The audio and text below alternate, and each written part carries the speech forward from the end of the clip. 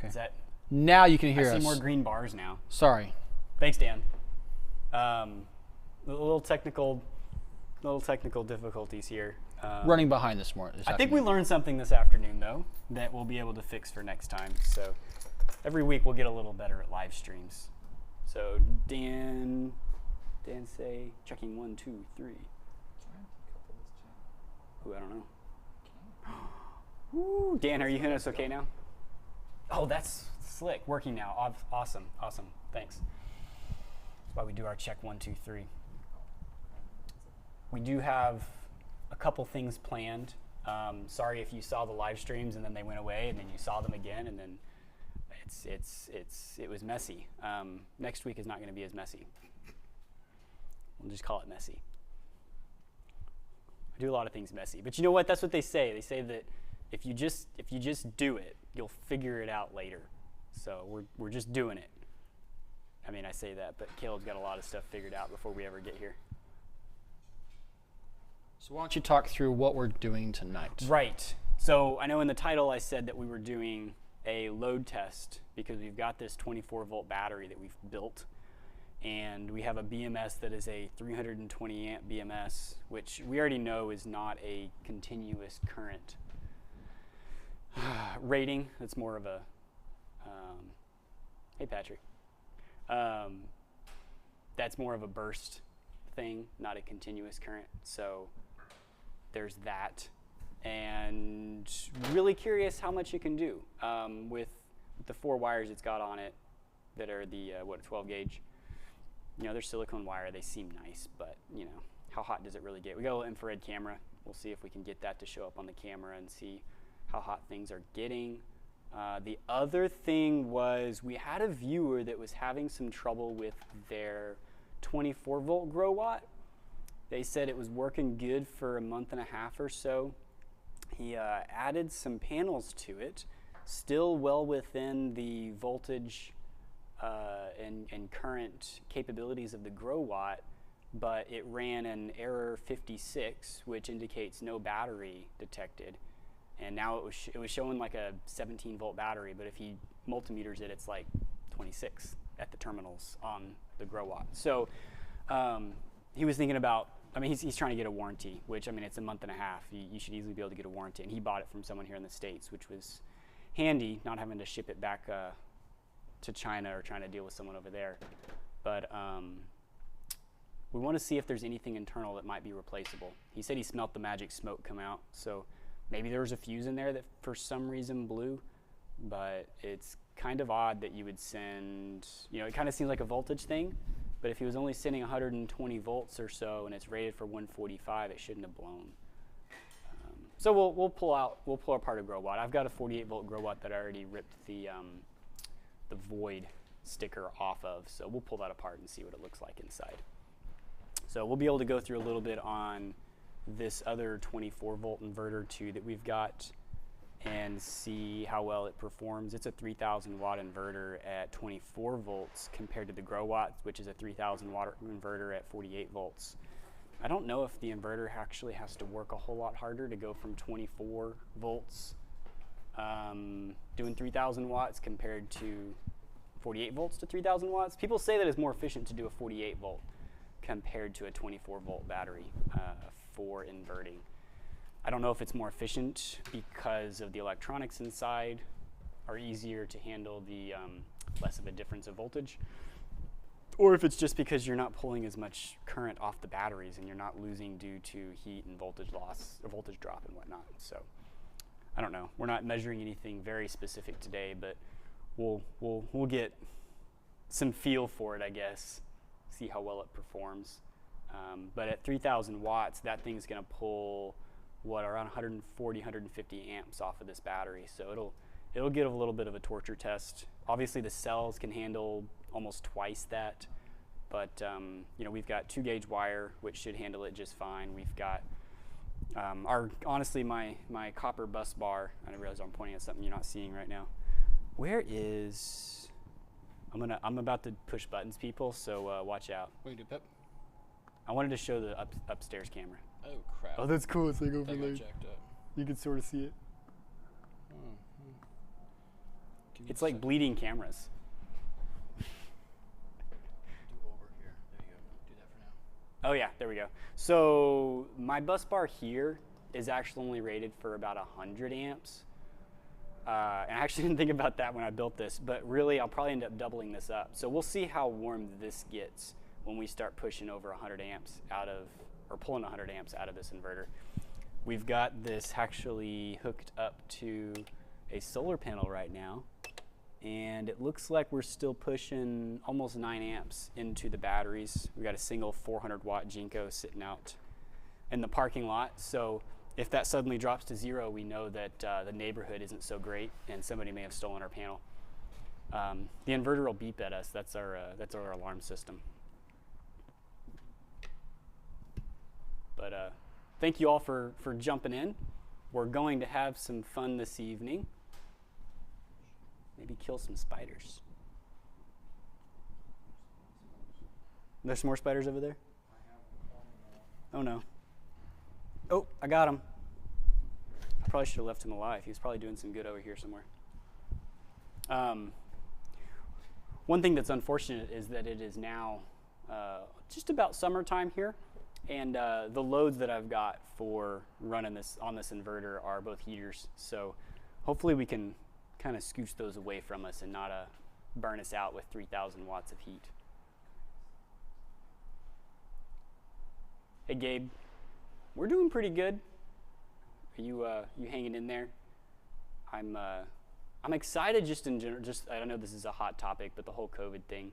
I'm whether you're for or against the vaccinations and whatnot. I'm excited that people are getting vaccinated, and it seems like the world is trying to go back to more normal. Even if that just means that, you know, you're going to go out unvaccinated and unmasked, at least there's people out there to join you.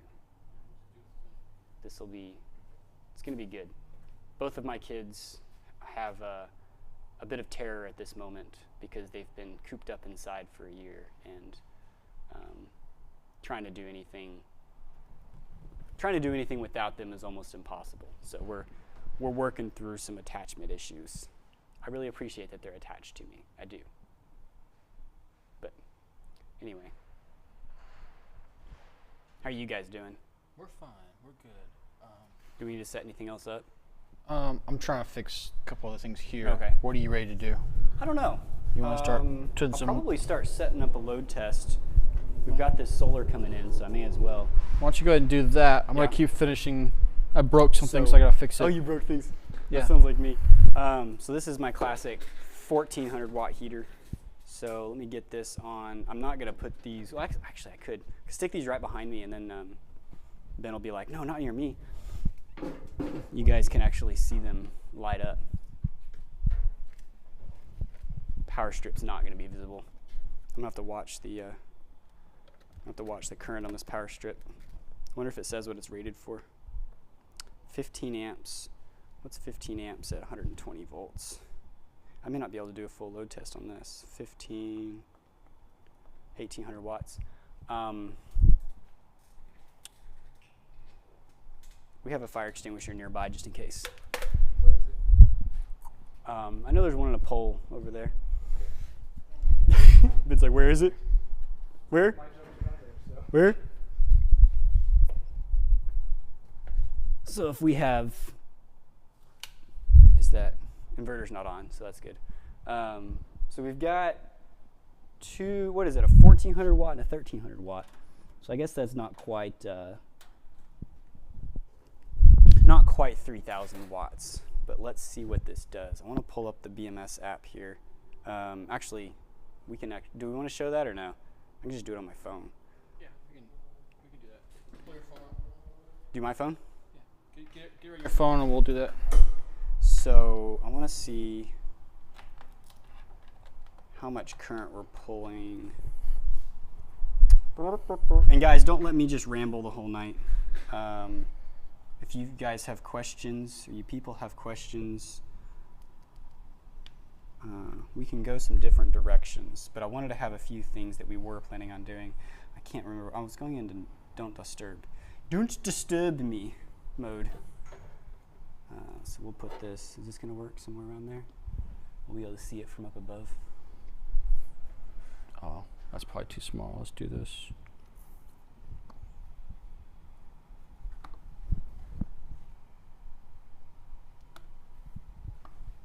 There we go.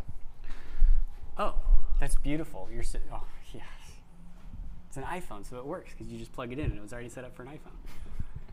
Ignore the stated charge. It says 8%. I haven't figured out how the counters work for this ant BMS quite yet, but I think it's got to go through a full cycle before it knows what its stated charge is. So we're currently pushing 130 watts into the battery because it's a negative number, and I'm going to go ahead and turn this inverter on, and let's see if we can.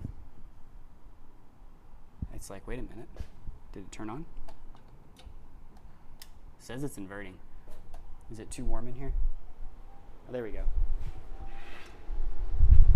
Did you do something? It just took that long to turn on. Took that long to turn on. What was that sound? Lost a GoPro. It sounded like a battery being dead. Did it come loose? I'll work on that. Don't worry about that. Bum, bum, ba-dum. That's only 100 amps. Look at that. I don't know if that's a good thing or a bad thing. I'm gonna burn myself up here. All right, so I got 2 on high. Be good if we get 100 amps through here. Let's see what that does. Did I leave?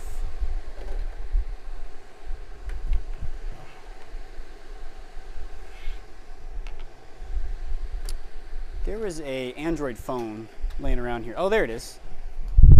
My cat phone. I need to boot this thing up. Uh-oh. Did I trip something? I think I may have tripped the breaker in the power strip. I did.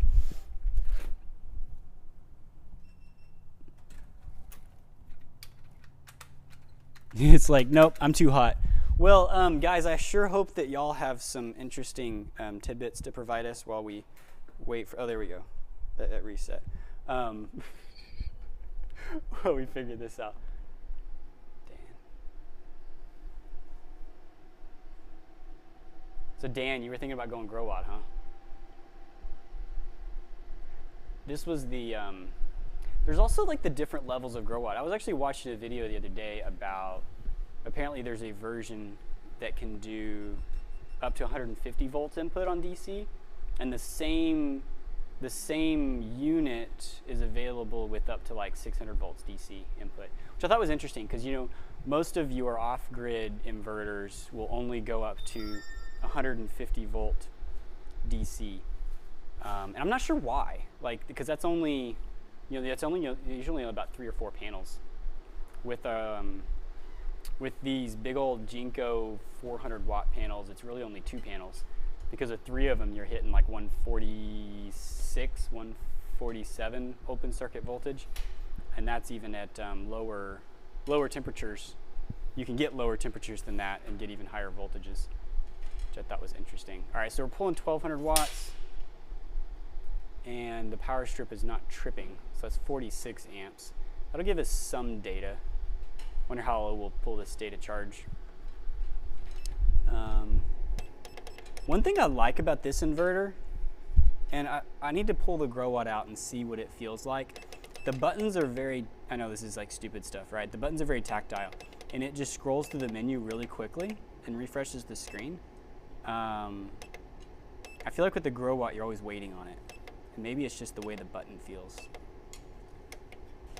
But this is just a white label inverter, so who knows?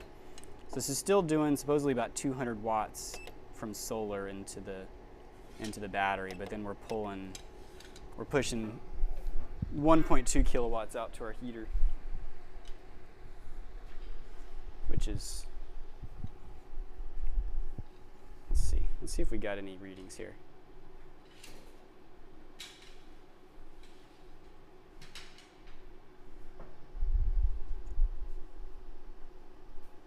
So with thermal camera like this, you can't read apparently reflective surfaces straight on. So what I've done in the past is put like a piece of tape or something on it be able to read it. But I was seeing somebody talk about being able to read them at an angle instead. Not showing that this is like 84 degrees. It still feels cold to the touch, but that just means it's less than 98.6, right? The screen is blurry.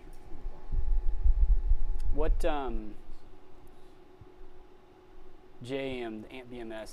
JM, this amp BMS is the 320 amp model, but that's just gonna be a surge current. And it looks like I'm gonna have to get some better wiring to be able to really test it. We had some video problems a minute ago, so it's possible we had some blur going on from that.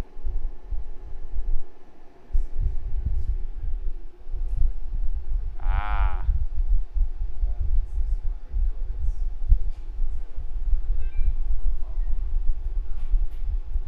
So for whatever reason, our bit rate outbound is not as high as YouTube would like it to be. So that might be why. Y'all keep us updated. If it does that again, let me know if the screen goes blurry, because we've put a lot of work into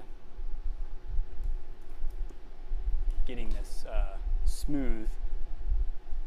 But if it's not working, we need to know. Let's see here. I don't know how hot we're gonna get things at 50 amps. But we'll at least know. Yeah, this is what I should do, is touch each end of the battery with 2 hands. That way I can short things out. 24 volts. You're not gonna get current across a. I'm gonna reset the stream really fast. Okay. Hey guys, we're restarting the stream real quick. We ran into an issue, so hold tight. We'll be right back. Right back.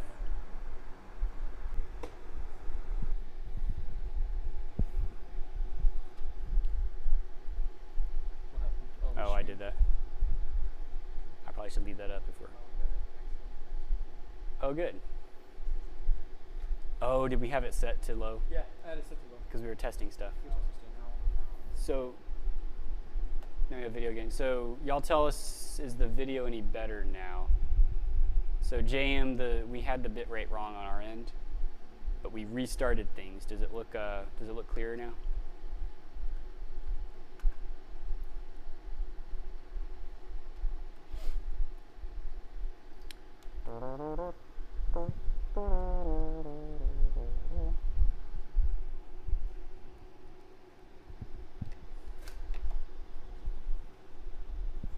One thing I'm also curious about is how hot this BMS gets.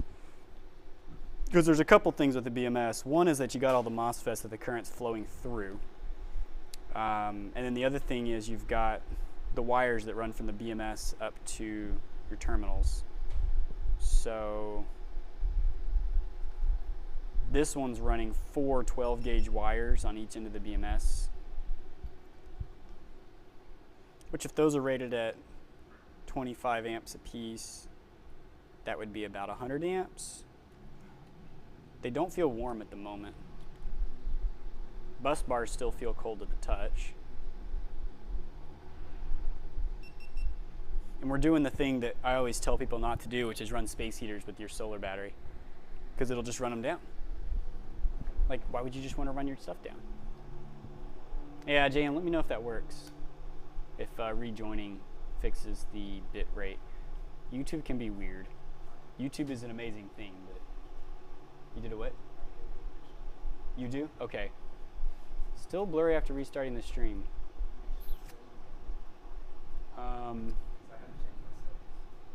JM, make sure it didn't push your stream settings down and then leave them there, I guess. Maybe put it back to auto. Ah, yeah. It was set to 144. I don't know why it would do that, but hey. We're back.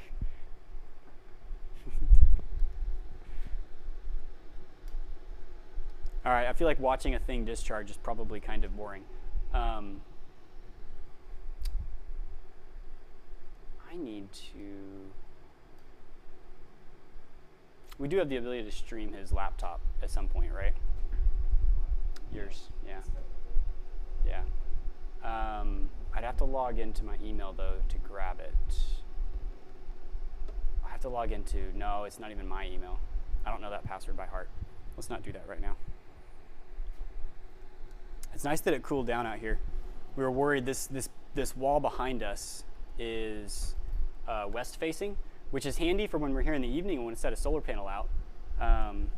But a little worried that as the summer goes on and there's no AC in this warehouse that we're just going to be in an oven sitting here. But so one thing I realized is that setting these solar panels back behind us gives us a nice barrier, nice radiant barrier of sorts. I really apologize for y'all not being able to see my beautiful face.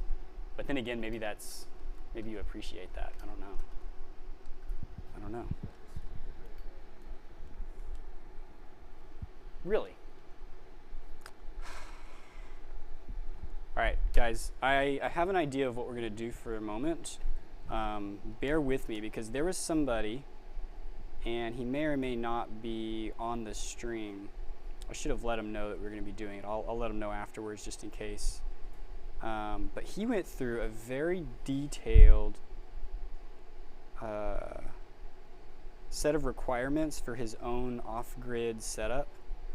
And I think he's getting stuff from Signature Solar, which a reputable company, who gave him some prices on stuff. And I was very impressed with his Cabin in the Woods worksheet on what he figured out here. So I'm going to forward this to include attachments. Can I just forward this to you, Ben? Do I even have? Oh yeah, I do have yours. I have your email address. Nope, dang it, that's not what I wanted. Forward, include attachments. Then, yes, that. Send.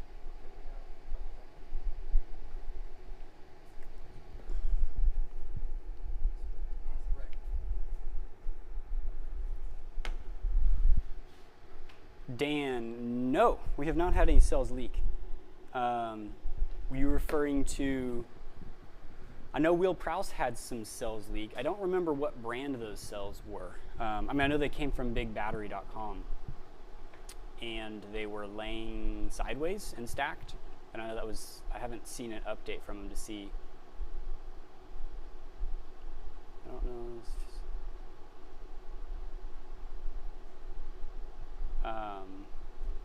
Sorry, got distracted. I don't know about the leaking cells. I haven't heard the update from Big Battery. Apparently they went through and checked all of their batteries and only found like 2 out of the thousands they had in the warehouse that were actually leaking. And don't know if that was because they were sitting sideways or maybe just a defect. And what do you do about that?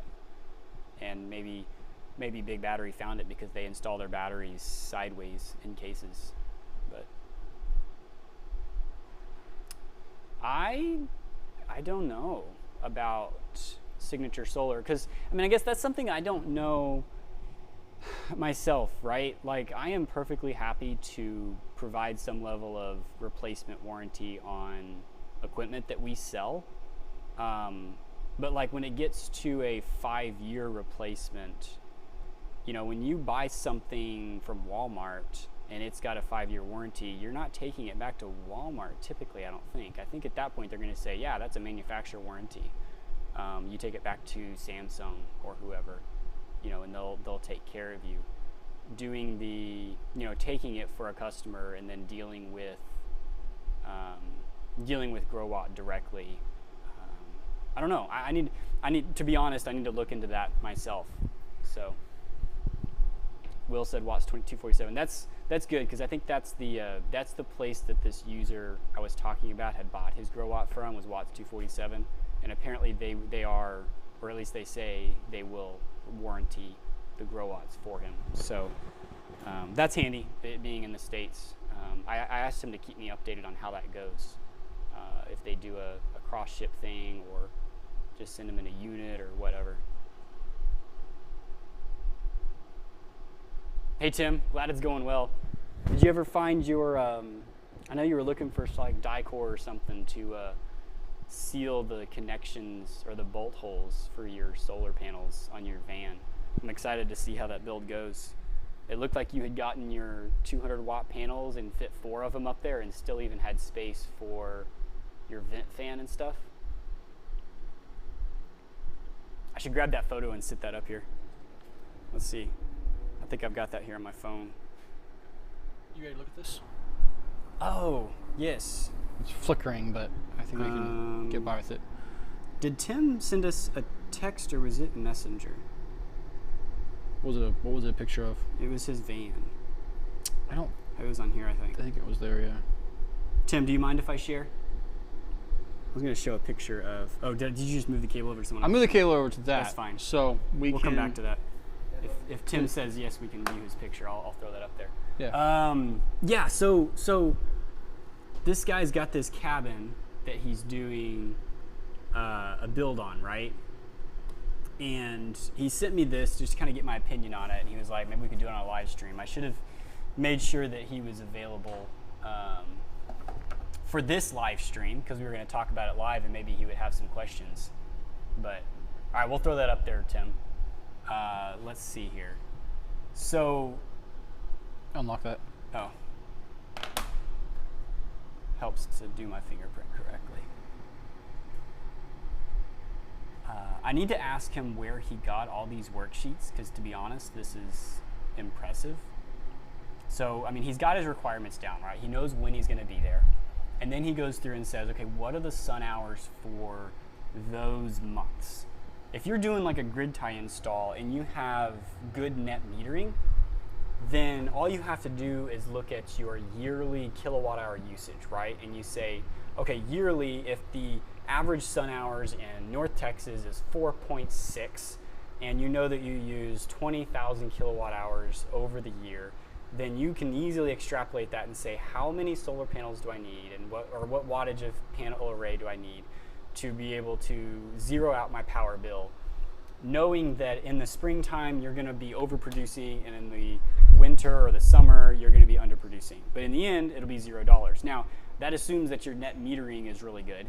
I've been looking around here in Texas, and it's at least here in the Encore territory, it's not great. You're going to have a lot of solar panels to make up for those months where you're not generating it right. So this guy's like, okay, I'm off grid, and when you're off grid, you actually have to look at the months that you need the power. So if you're up north and you're going to be running a heat pump and you're at 2.72 sun hours in December, then you need to build your solar array to be able to support that, because it's almost half the power generation as September. And in September, he may not even be using much power because it's beautiful weather and you maybe just have a log or so on the fire. Whereas in December, he might have a heat pump running all night long and need to charge up those batteries. Anyway, so I respect that he went through that. Then he went through, looks like the solar angle calculator. So if you're doing this and you're like, well, obviously September, October, I'm not going to need it as much, but I produce more, then you're going to do your angle of panels for December, not for September. So these panels are going to be like almost, flat on the side of a building as opposed to, up on a roof or something. So let's scroll down a little bit, and because he's probably going for like a 24-degree angle for his winter sun, and if he does a static array, probably just leave it there, because your power needs are probably going to be way greater in December than they are in September anyway, and you'll be over paneling compared to your September. So let's go down. So he's looking at 1 kilowatt is going to be good for him, and if I was doing this, I'd be looking at a 24-degree tilt. How many kilowatts do I need to charge my battery during the day for a December day? So that's where, and I think that's where PV Watts comes in. It's a government site, and that kind of shows you, your fixed mount, your system losses. So it looks like he put, I don't know if that was the default. Default might be 30 degrees. I would have probably changed that to 24 and just assuming this is a ground mount, this might be up on a roof, and he almost stuck about where he's at. I mean, you could put tilts on a roof. Let's scroll down a little bit. Let's see here. So solar radiation. Yeah, I mean, this is like, does this really matter from PV Watts? It's showing you what your radiation is, which he's got up above. This probably is where he got his radiation numbers from, how much AC energy you're going to create. Now that's more important. So for the month of December, he's going to generate 55 kilowatt hours. But if he's only up there like during the weekends, you know that you got to really drill down to your daily production, not just your monthly production. So yeah, let's scroll down a little bit more. Then he's got, these are all of his loads, right? No, this is getting above me. No, this looks like PV watts data. Is this specifically for the month and the day, the hour? So this is an hourly, oh, that's cool. So this is an hourly look at over the day. So this would be like when you see somebody that's got like an in-phase system and they've got the pretty graphs of their solar generation. This is the same thing in a table format. So you'll see that he peaks at around noon with like 855 watts per meter squared of sun, and you can see that he's peaking at about 657 watts of DC array output, and then you get some losses, and you're down to AC about 632, and that's, I think that was assuming like a 14% loss in the system. It actually seems a lot less than that. If you're doing high quality equipment like our friend Dan over here, then these numbers will be more accurate. Now, if you're doing something like a Palmister, you got to watch out because your efficiency, you're losing probably 10 to 12% of your power from your DC array output to your AC output. It's really your battery charging output, and then from there you're going to lose some when you invert it over to AC. So if you lose 10% from solar panels to your battery, and then you lose another, because a lot of inverters are 10 to 15, they have 10 to 15% losses. If you leave another 10% there, then your 1 kilowatt array, if it's actually producing 800 watts, you lose 20% by the time you go to use the energy on an AC appliance. So what's that, 160 watts down? So it would be 640 watts or so that you actually get. Dan says, in an off-grid system, 30 to 40% more. Those 12 panels, let's do 24 panels, because you have no grid to depend on. Yeah, and that's what this is getting at, right? Because you can't average it out. Well, you could, right? If you had a big enough battery, then there's some of that you could average out because you could store energy from one season to the next, but it's a lot less expensive to put more solar panels out there. At least right now it is. That would be interesting if that ever changed. If it ever actually became, I guess if we found some way to store energy that was just really, really, really inexpensive. And who knows, maybe that would come along with like ice storage. I don't know why that's beeping. Did it get below? This thing beeps a lot. I think when it gets below, well, it wasn't that. I was gonna say when it gets below a certain voltage from the panel, it'll cut out the PV charging. But it's actually charging at about 10 amps still, which is fantastic. Oh, sorry. Was I in the way? Yeah. Oh, yeah. I was looking at here. So it's actually still charging at 10 amps into the battery, and it's late already. What is? Oh, look at this. It's 12:36. Anyway, that's me getting distracted. Let's swap back over. Okay, so let's scroll off of this screen. I think that was everything I needed to look at there. So this is your load page, which is obviously something you want to do. This is part of your requirements, right? It's what they teach you in college. If you put all your requirements together, it's really easy to build because then you know what you're building. So obviously so this is where sizing your inverter, right? When you're looking at this, you're like, okay, I need my 3,000 or 4,000 watt inverter because my stupid water pump is a 1.75 horsepower. But most of the time, you're never going to be using more than 400 or 500 watts at a time. But you need that 3,000 or 4,000 watt inverter for when you do have your water pump running. And then you're just looking at the oddball stuff. got your total watt hours. And I think this is based on a day. Yeah, it's per day. So he's looking at about 4 kilowatt hours that he would use in a day. If you wanted to, and then let's see what he said. The battery they're getting was a 24 volt. Did he look at multiple? I think he may have been looking at multiple batteries. I'm not sure. But oh, the big battery. This is one of the, I think this is the big battery one that Will Prowse was actually looking at that leaked, the 170 amp hour. Yeah, SMDE, the smaller pump, larger water storage container. I guess that also, I haven't done much with wells, but that also makes a difference with like how deep that well is. At some point you got to have a big enough pump just to pump that head, even if it's a very slow pump. Giovanni, this is a white label. It's Alibaba Special Inverter. You're asking what inverter we have here compared to the Growatt. It's one that I was just playing around with. It's only 24 volt inverter that we have. And since we built this 24 volt battery, that's what we're playing with right now. We've got my Growatt back behind me, which we're gonna pull apart here in a few minutes. Poor thing, and look in the inside. But let's see here. Oh, just looking back, Tim, I was asking you about your die core for sealing your panel mounts to your vans. Let's see, you said you got something that worked, which is good. So he's looking on this worksheet at 4 kilowatt hours a day, and he spec'd a battery that's 4.3 kilowatt hours.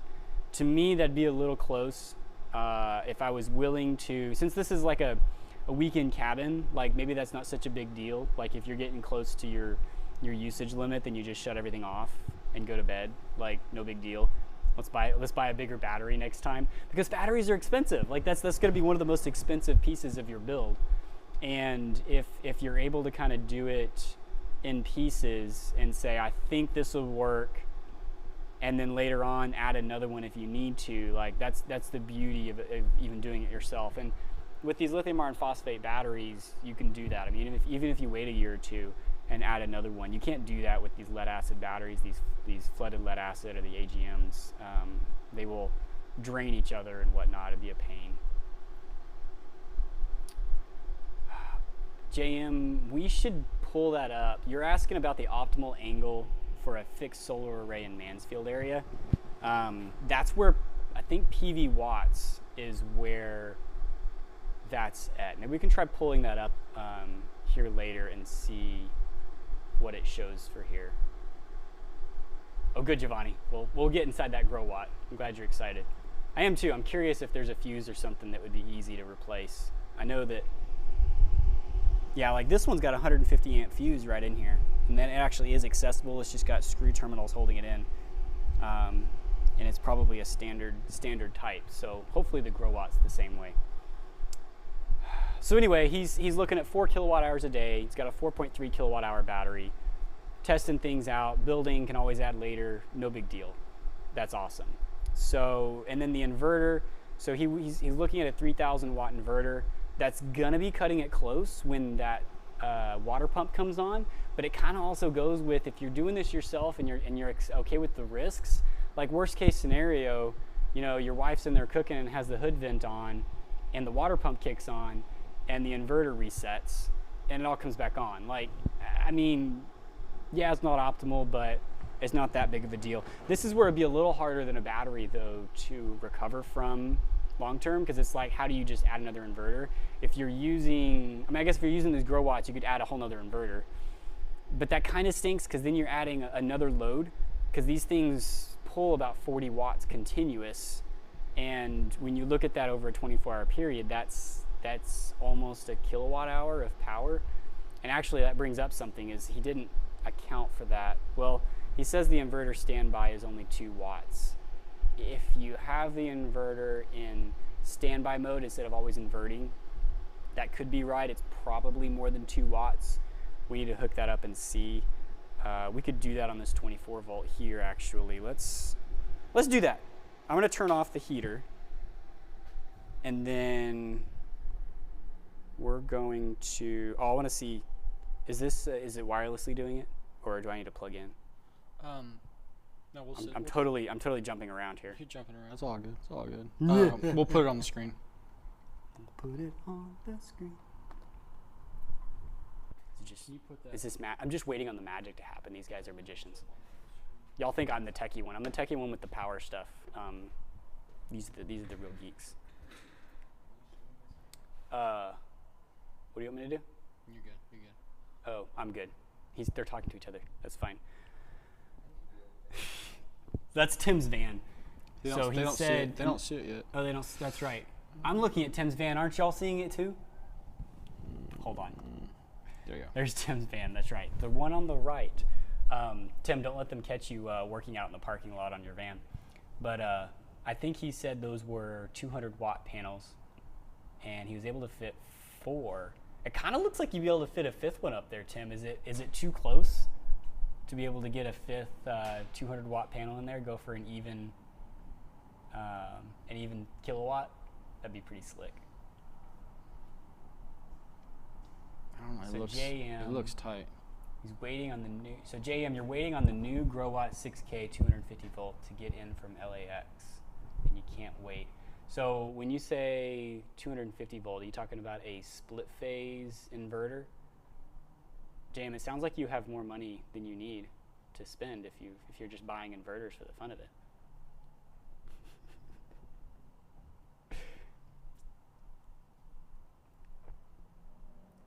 JM, I'll have to talk to you later about how to get it $200 cheaper than from Watts 247, because they've got some pretty affordable stuff.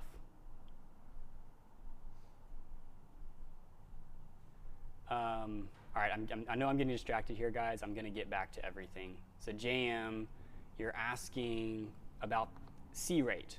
So for your example, a 1C max from a LiFePo4 battery, does that mean the whole entire pack or just one single cell? And would the C rating be much higher with more batteries in series? So C rate is a current pull on a battery.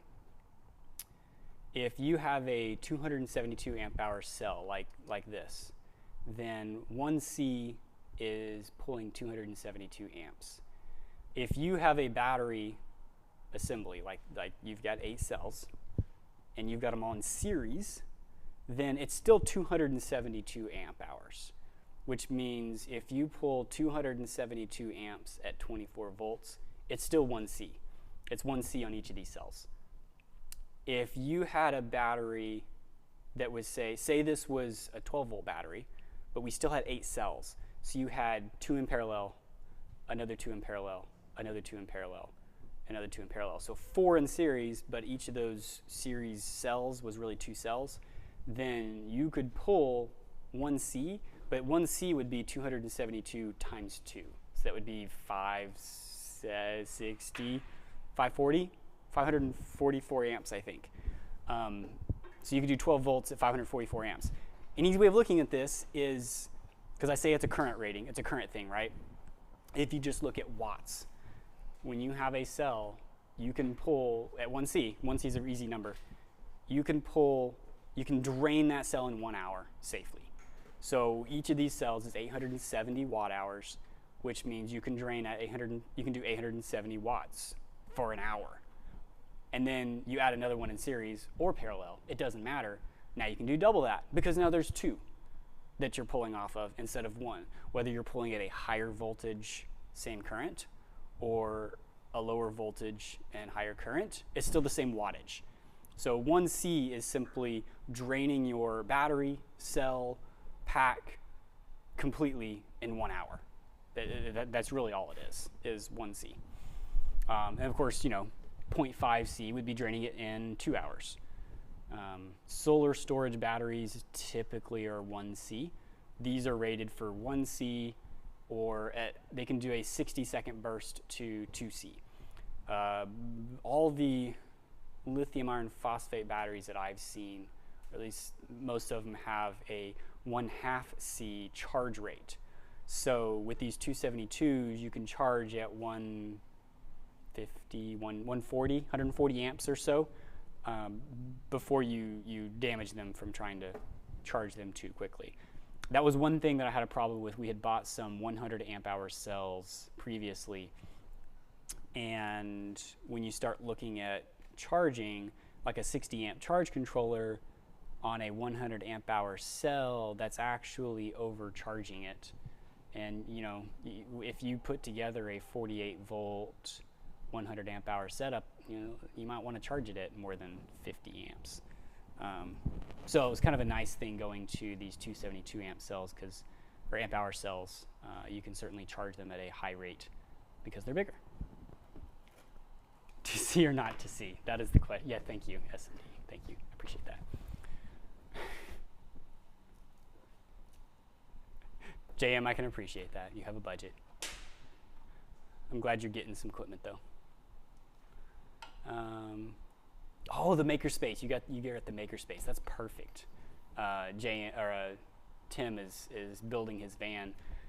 I don't know how much he wants to tell about his story, but we've been talking for a month or so, and he came and grabbed some cells from us. But he's running away from the high market prices of real estate and going to a van, which is arguably expensive as well, but not nearly as expensive as a house in Dallas.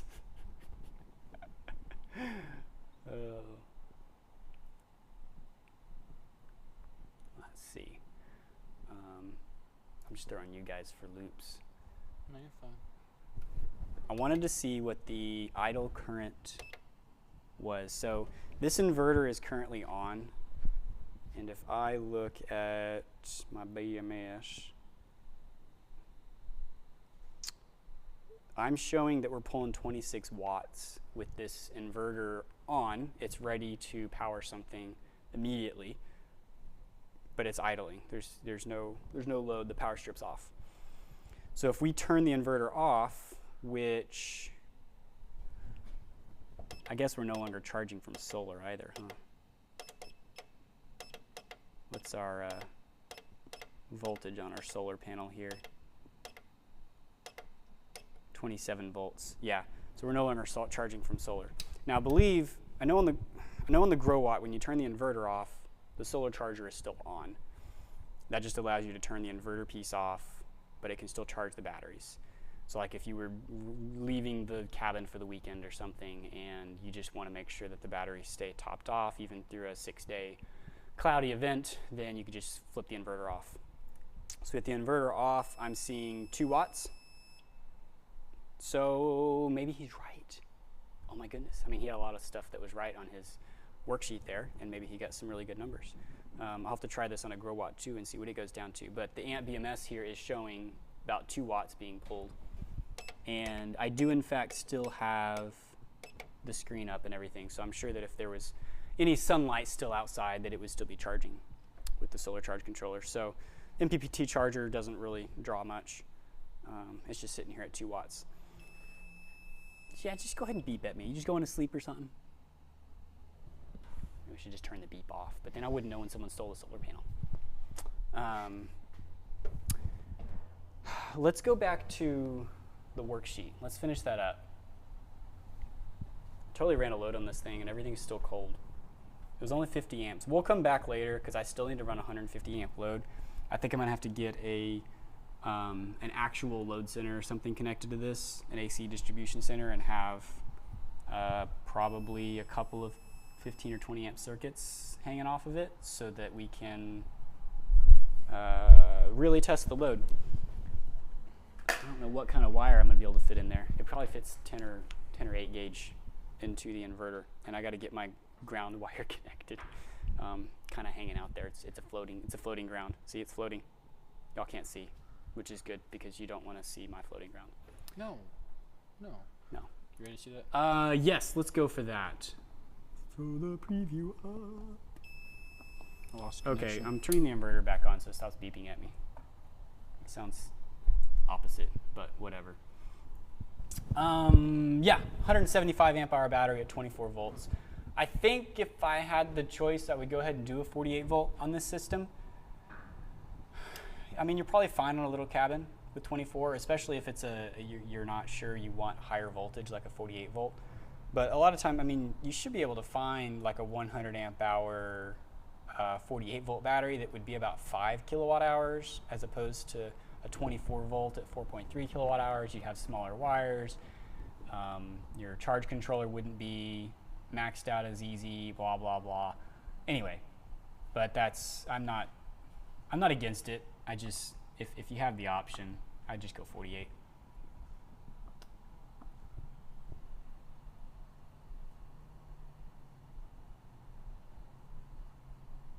SMDE, you say you charge at 0.4 C no matter what.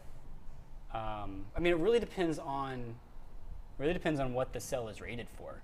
I mean, if the cell's only rated for 1/2 C, then 0.4 seems very reasonable. I wouldn't consider that excessive. And, you know, typically you don't need to charge a battery up in 2 hours. You know, 4-hour charging, there's usually sun enough for that. So, can we scroll down a little bit, Ben, to the next section? So your inverter output is 3,000 watts, blah, blah, blah, 93% efficiency, which may or may not be, that's probably like a peak efficiency. Oh yeah, it is, it says peak. Your AC charger, that would be for charging off of a generator or the grid. I'm guessing there's no grid here, so there might be a generator. 60 amps is nice to have. So let's run down to the solar charger is a 2,000 watt, up to 115 volts DC input. You'll notice that there's the MPPT range at operating voltage, and then there's the maximum PV open circuit volt. So this is where it gets a little tricky. So when you look at the back of a solar panel, you'll see both of these numbers. So the volt open circuit, the VOC, is that second number, the 145 volts DC. And the problem there is that on the solar panel, that's in standard test conditions. So 25 degrees Celsius, I think is what they consider, and then 1,000 watts per meter squared. You can actually hit conditions more optimal than that. Not very often, but you can. And when you bump up against that limit, you might have your inverter freaking out and going offline because the voltage is too high.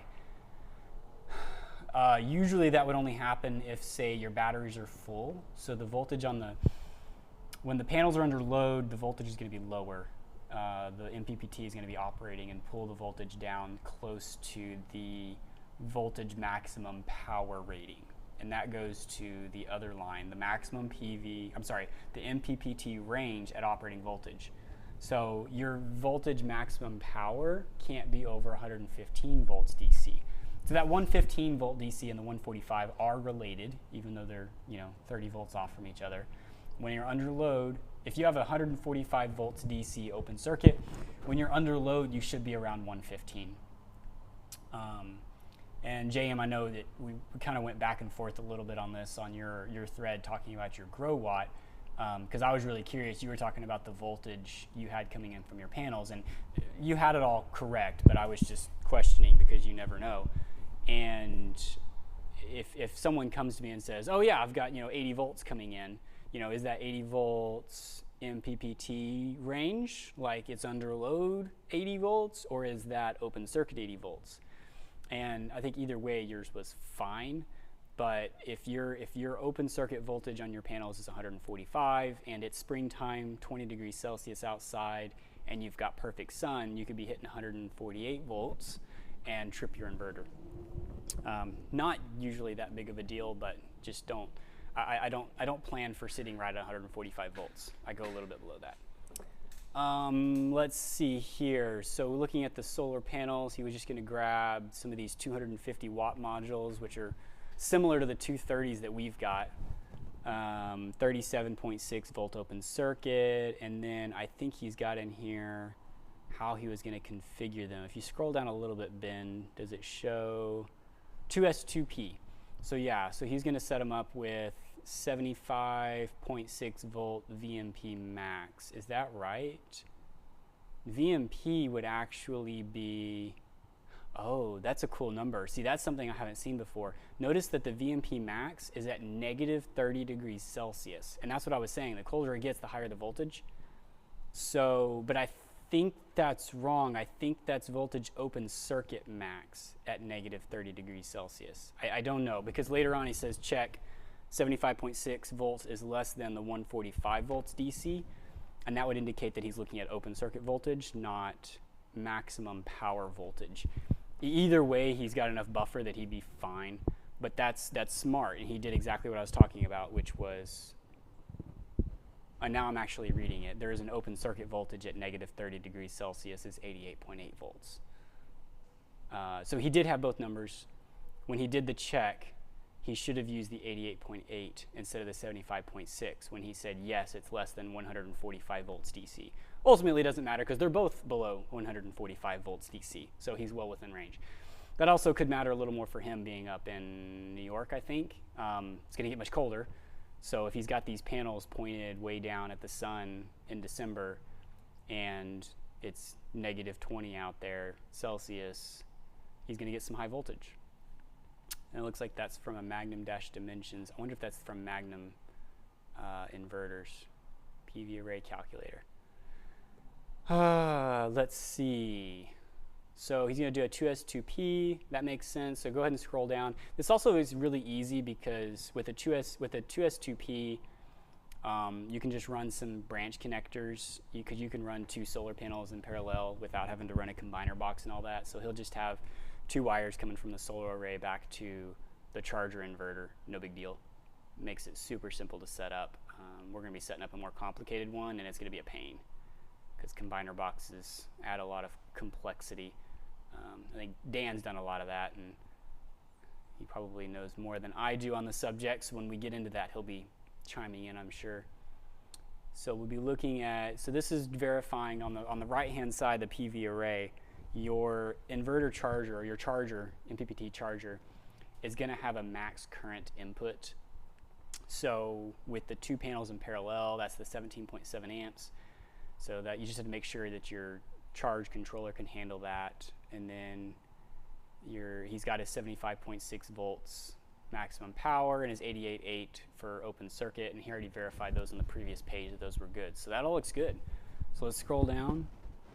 And he's already highlighted all this. Like, he's already gone through this. This is somebody that's obviously I think he might have said that he was a civil engineer, and it shows. He's going through this very detailed, and I'm sure he's going to be very happy with what he puts together. This is pretty cool. So I guess it's showing the loads and when they happen during the day.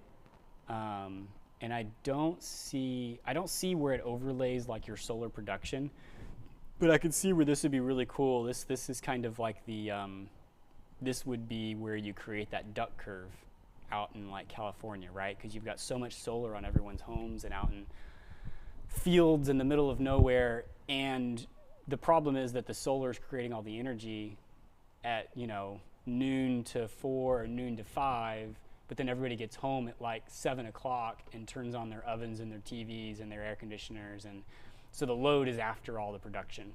So this would be where you could see 8 p.m. we're going to have a lot of loads, but the sun's not going to be up anymore, so we definitely need enough battery to cover that. Whereas if most or all of your loads are during the day, then even though it says you use 4 kilowatt hours a day, if 3 kilowatt hours of that was when the sun's shining, then maybe a 1 or 2 kilowatt hour pack would be fine if you were willing to skirt that line. And that's probably, I was talking about earlier, I might go with a bigger battery pack. This is probably where he goes, no, I don't need something bigger than a 4 kilowatt hour or 4.4 kilowatt hour, because a lot of my loads will be during the day. And he needs enough solar to be able to charge or to be able to provide 4 kilowatt hours within the sun period. But he doesn't actually need to store 4 kilowatt hours because he's going to use a lot of that power during the day when we can just pull it straight off the panels. So let's scroll down.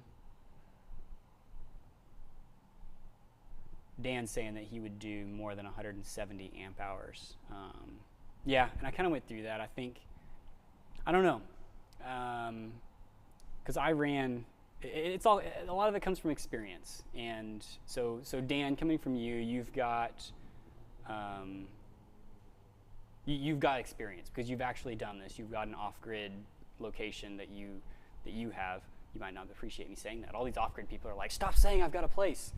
And so you kind of know inherently, this is the capacity that I have, and did it work well for me? So some of this can be a learning, I guess, and he'll find out.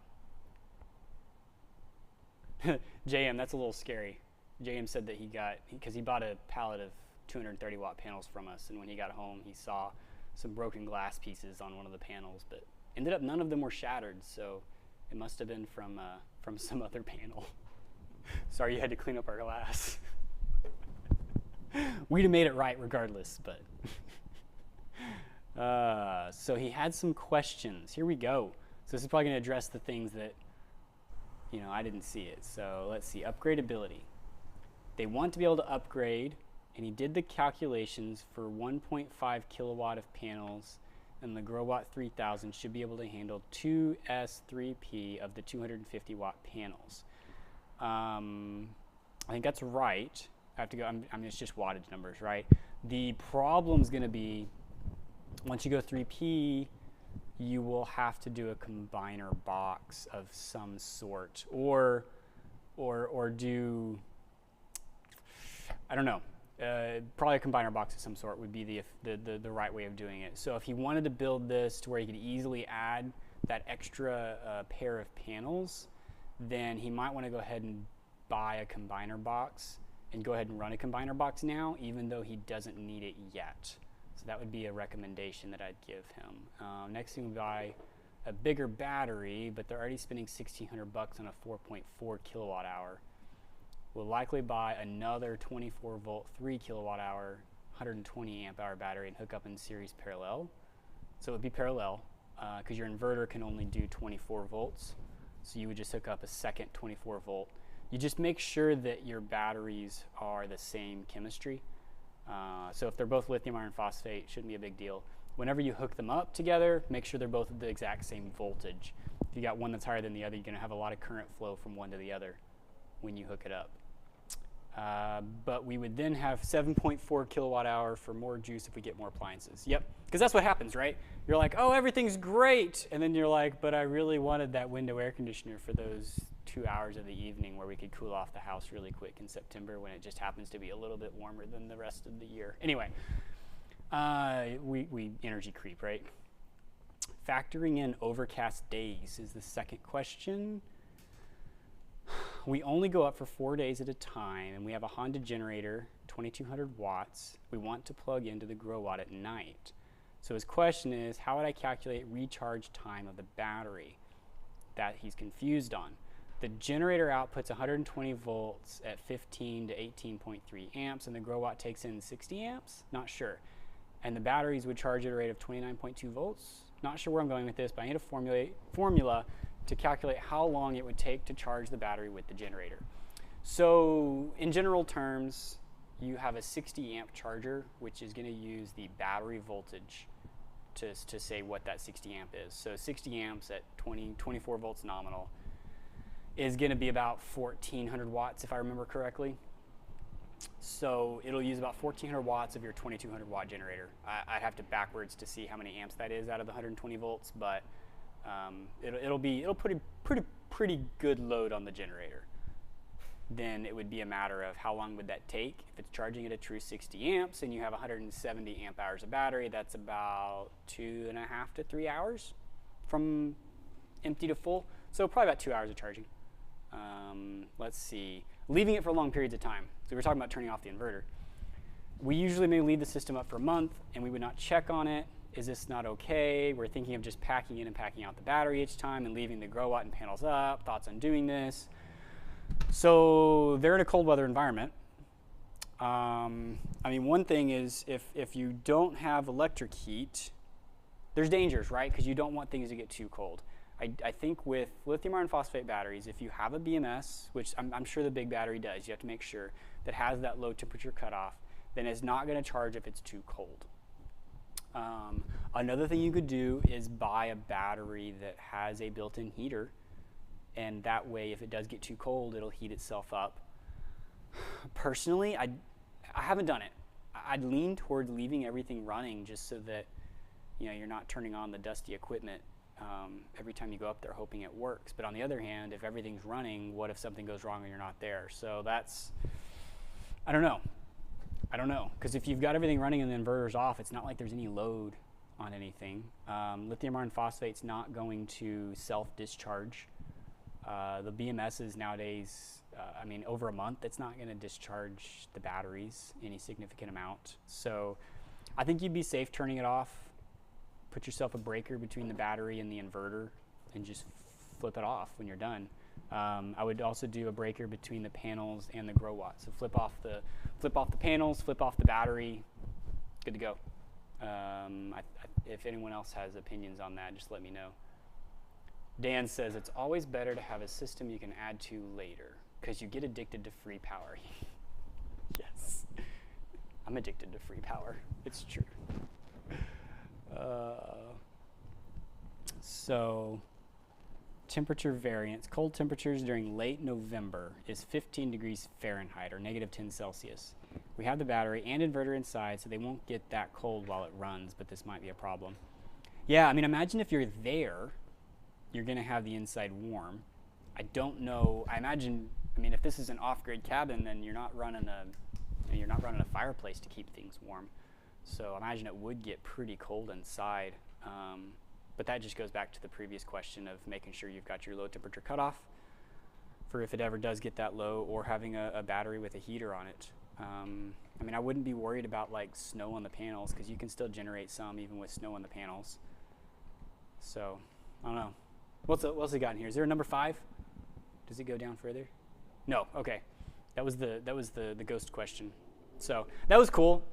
This guy is very detailed oriented, and he just had a few very specific questions. That was cool. If any of you want to put together something like that, or even just some more general questions, happy to try going through it. I know that I'm not necessarily an expert, but I'll try and not talk about anything if I don't actually know, or at least just kick it back to you. Oh man. We were gonna do something else, right? We were going to do a load test on this battery. We got up to 50 amps, but our power strip is not Okay. So we kind up to the task. We got to buy a load center anyway for our big 48 volt build. Yeah. So we'll have to buy a load center and run some real wires in there. Okay. You want to tear for apart that another Growatt? week. So I think that would be the next thing. Do you think we can scooch this aside enough Yeah. and we'll be okay? I'm going to change your batteries though as we're Oh, okay. talking. My mic's on, so Oh, sorry, your mic's on, so they everyone can tell hear that- you a little bit. Everyone can tell that I'm not. Was it blinking at you? Or you Mhm. just, no. I just happened to see it blink. Helps taking care of me. Yeah, let's tear apart a Growatt.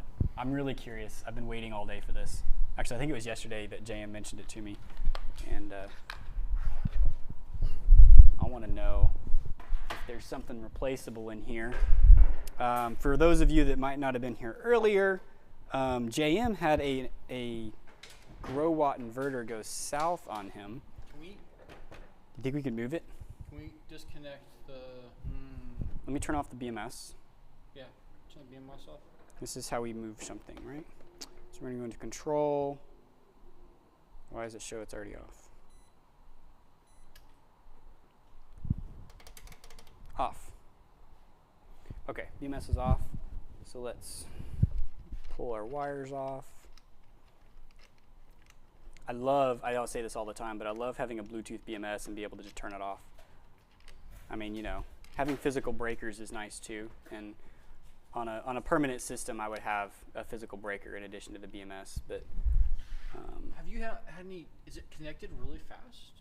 I guess you don't have a problem with the connection. mine always connects really fast. Yeah. Do you have problems? No, just with Bluetooth, that's something that I've experienced. Yeah, I've chosen BMSs that actually work. I did some R&D on BMSs, and the AMP BMS on iPhone works really well. Android, yeah, because I originally did it on Android, and it wasn't as good. I think the app there just isn't as nice. But and then the other BMS, the JBD. Actually, if we do this way, right, is that? Oh, you're connected. So this is still... But this is still hot. If the sun was out, yes. Right now it's not because there's no sun. There's no sun. Okay. So let's Do you want to undo that? undo that. I think I've We should have the short ones in here. Oh yeah, that's true. Have some short ones you can just trim off and drop to the side. Put the jumpers in here. Bear with us, people. Bear with us. Is that? Here, it's let me- totally a flathead. Yeah, it's a flathead. Do you not have a flathead on here? Oh, here's I this. got it. Mine's a replaceable. We're racing, all three of us. Oh, mine's too big. Oh, does that mean I win? You win. There you go. I need to send my. I didn't know that Leathermans have like 25-year warranties on them, and apparently Leatherman's only been around for about 25 years. So currently it's a lifetime warranty because if you have a Leatherman, then by default it's less than 25 years old. I really need to take mine in and replace those, which are broken, and then I've got a missing flathead screwdriver in here, and then I've got a. You think this is because it's low quality, but really it's just because I used it so much. And then I've got the little tiny jeweler's screwdriver broke off inside. So I need to ship this thing back to them. I mean, I just love we've my got Leatherman, though. 3 of them over here you can borrow. Yeah, but those aren't the that's titanium. right. They're not titanium Those ones. are the waves. Those are the waves. And it just doesn't feel right. I was gonna do it this way, that we had more access to Okay. it. Oh, we actually grab another wood too. Cool. Cool. So we can roll this Take away. a roll. Just kidding. All right, Growatt time. Ugh, don't worry about the rattling inside. Ah, but we are worried about the rattle inside. It's gonna. Oh look, now I gotta go back to Phillips.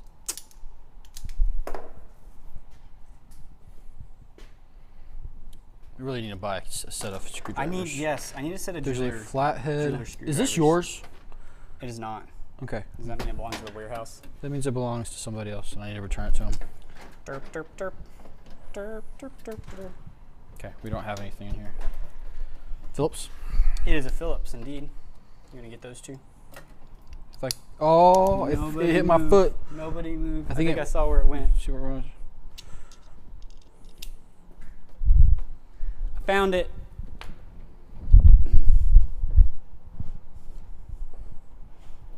I mean, one of those magnetic screw holders. Why don't we just put all the screws right in that little cubby? There we go. Do we want to put a top camera on?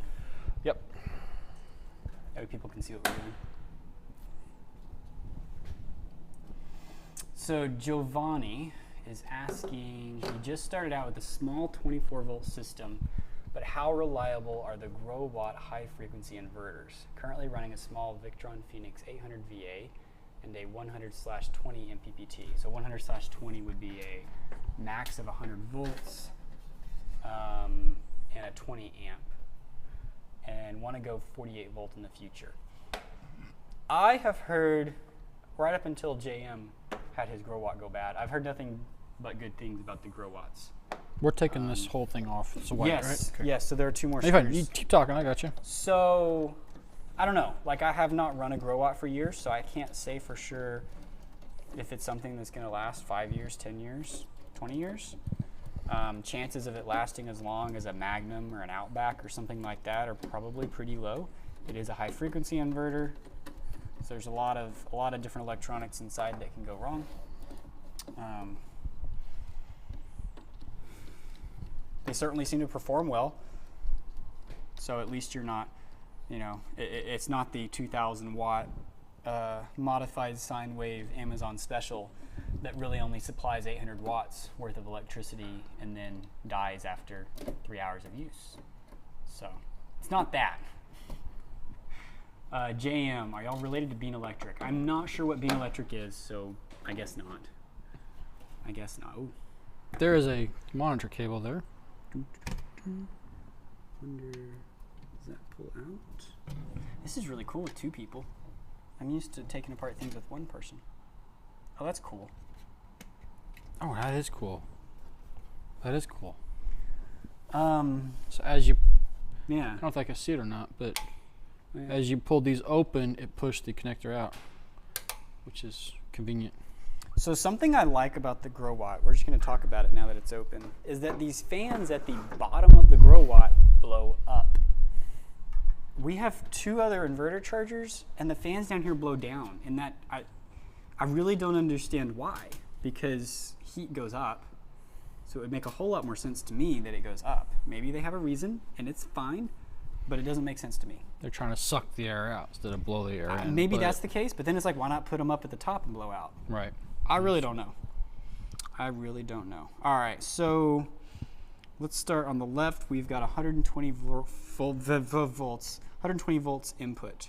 So you've got our ground to the case. I'm gonna be careful about touching things because this has been turned on in the last week, so capacitors could be charged. So we've got our ground to the case. So we've got our incoming ground and our inverter out ground are both grounded to the case of the Growatt. I am not an expert on grounding, but I'm pretty sure that's relevant.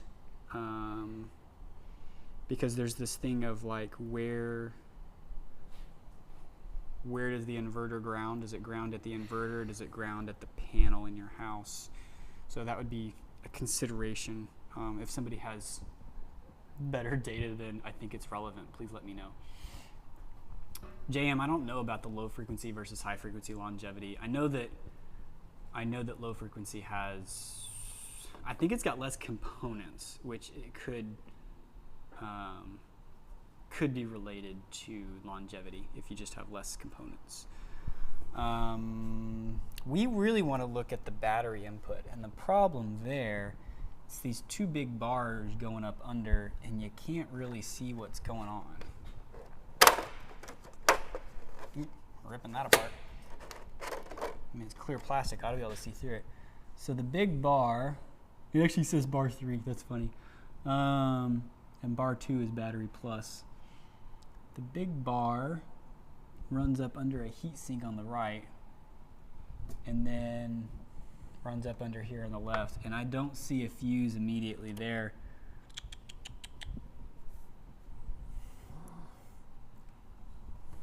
So it's got a long heat sink here, another heat sink right here, one right here, and then this big long one here. There's gonna be a question of how far do we really want to take this apart. I really just wanted to pop it apart just to see if there was a fuse, obviously right there, because on the other one that we just looked at, that 24 volt one did have a fuse that was very obvious, and it looked like it was on the battery. I should have brought my little sneak camera. Oh, yeah. I mean, obviously not something that's easily accessible. Like, I realize that we're well beyond user replaceable here. They do have these, the toroidal, is that right? The toroidal. So I believe that would mean that this is the MPPT charger board. I'm pretty sure, because that's where the toroidals would come in. Y'all can laugh at me now. And then the big long heat sinks are probably the MOSFETs for the high frequency inverter.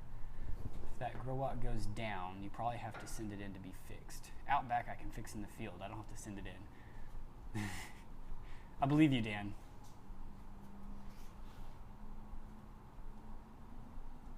So JM's saying that he's pretty sure the Growatt has to have a ground rod outside, not connected to your house ground. But the Growatt would be inside, right? Well, I mean, because, okay, this Growatt is not rated to be outside. It is not NEMA 3R, that's for sure. It's got to be inside, so that'd be interesting. I know that a lot of inverters, there's a UL listing for how the grounding works. And I think it depends on whether you've got grid power connected or not. I think if you're a purely off-grid system, that it's okay to be grounded at the inverter. Oh, but you know what I'm talking about though? No, I'm talking about neutral to ground connections, neutral to ground bonding. That's actually what I'm thinking of. That's where that has to happen at the panel. It can't happen here. And that appears to be correct. Anyway, I think we may have found everything we can find here without, unless we've got a socket set and we wanted to pull this MPPT off. We got socket sets. Do you? Let's do it. It looks like it's just a few bolts. I'm gonna take a picture of it before we go.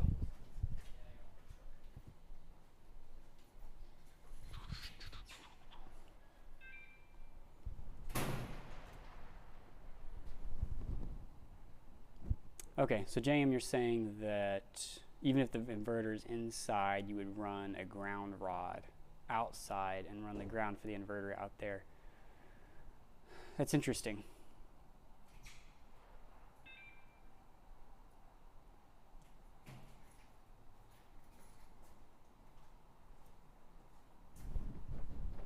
So these are probably going to be 8s.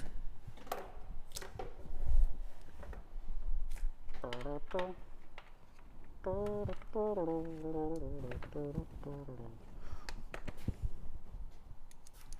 probably do it with the screwdriver.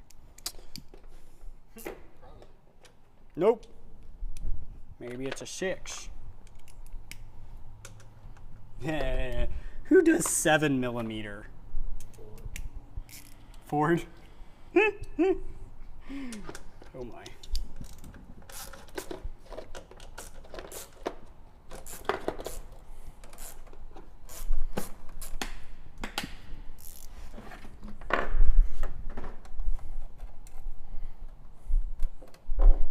We're taking this plastic off eventually, right?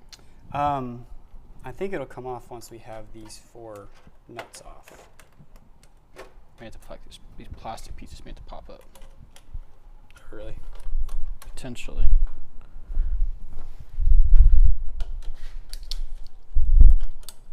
We have to grade it into ripping apart stuff. I mean, we all love to take things apart. The question is, do people like watching us do it?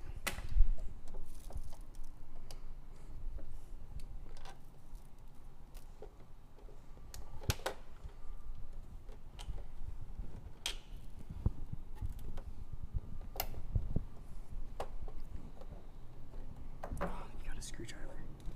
I love my Leatherman, but a nice screwdriver is nice. Nice screwdriver. You got these 2 Phillips heads right here. Oh, are they on top?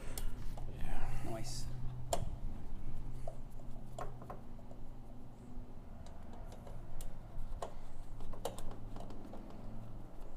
JM, I'm trying to think of why you said that. You did it! JM's saying that he saw in another video that if you connect the Growatt inverter to your house ground, it messes with it. I cannot refute that, but it makes me wonder. Should we go fishing? It's right down there. It's underneath this panel. I see it. It's next to that blue thing right there.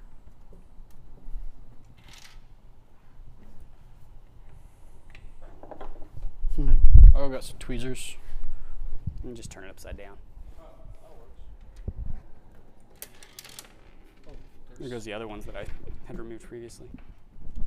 It came out. Oh, it did? Yeah. Sweet.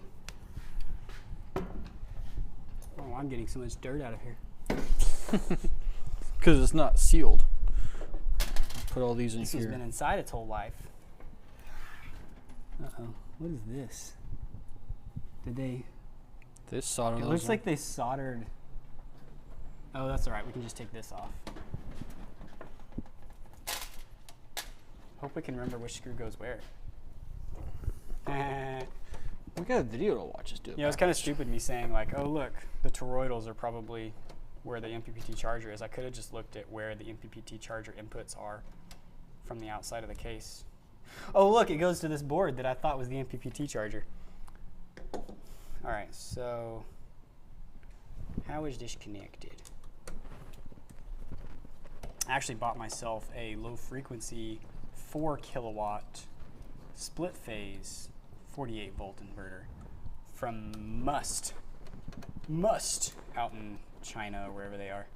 I got it here and it wouldn't turn on. And it's low frequency 4 kilowatts, so that thing weighed like 60 or 70 pounds. I pulled it apart and there was a, like one of these connections was loose. Like this one didn't even have it. A lot of times they have that goop on there to try and hold them in place. It had the goop on it, but it didn't work. Oh, hold on. See, they got these screw marks. I wonder if that means. Those are the ones holding it in? Yeah. Nope. Because that feels like it's there, right? It does. Anyway, plugged it back in and it worked, but I had to void the warranty to do that. So I shot them a message and told them that way if I ever have to warranty it in the future, I'm like, well, you didn't have to have it shipped back to you, so there.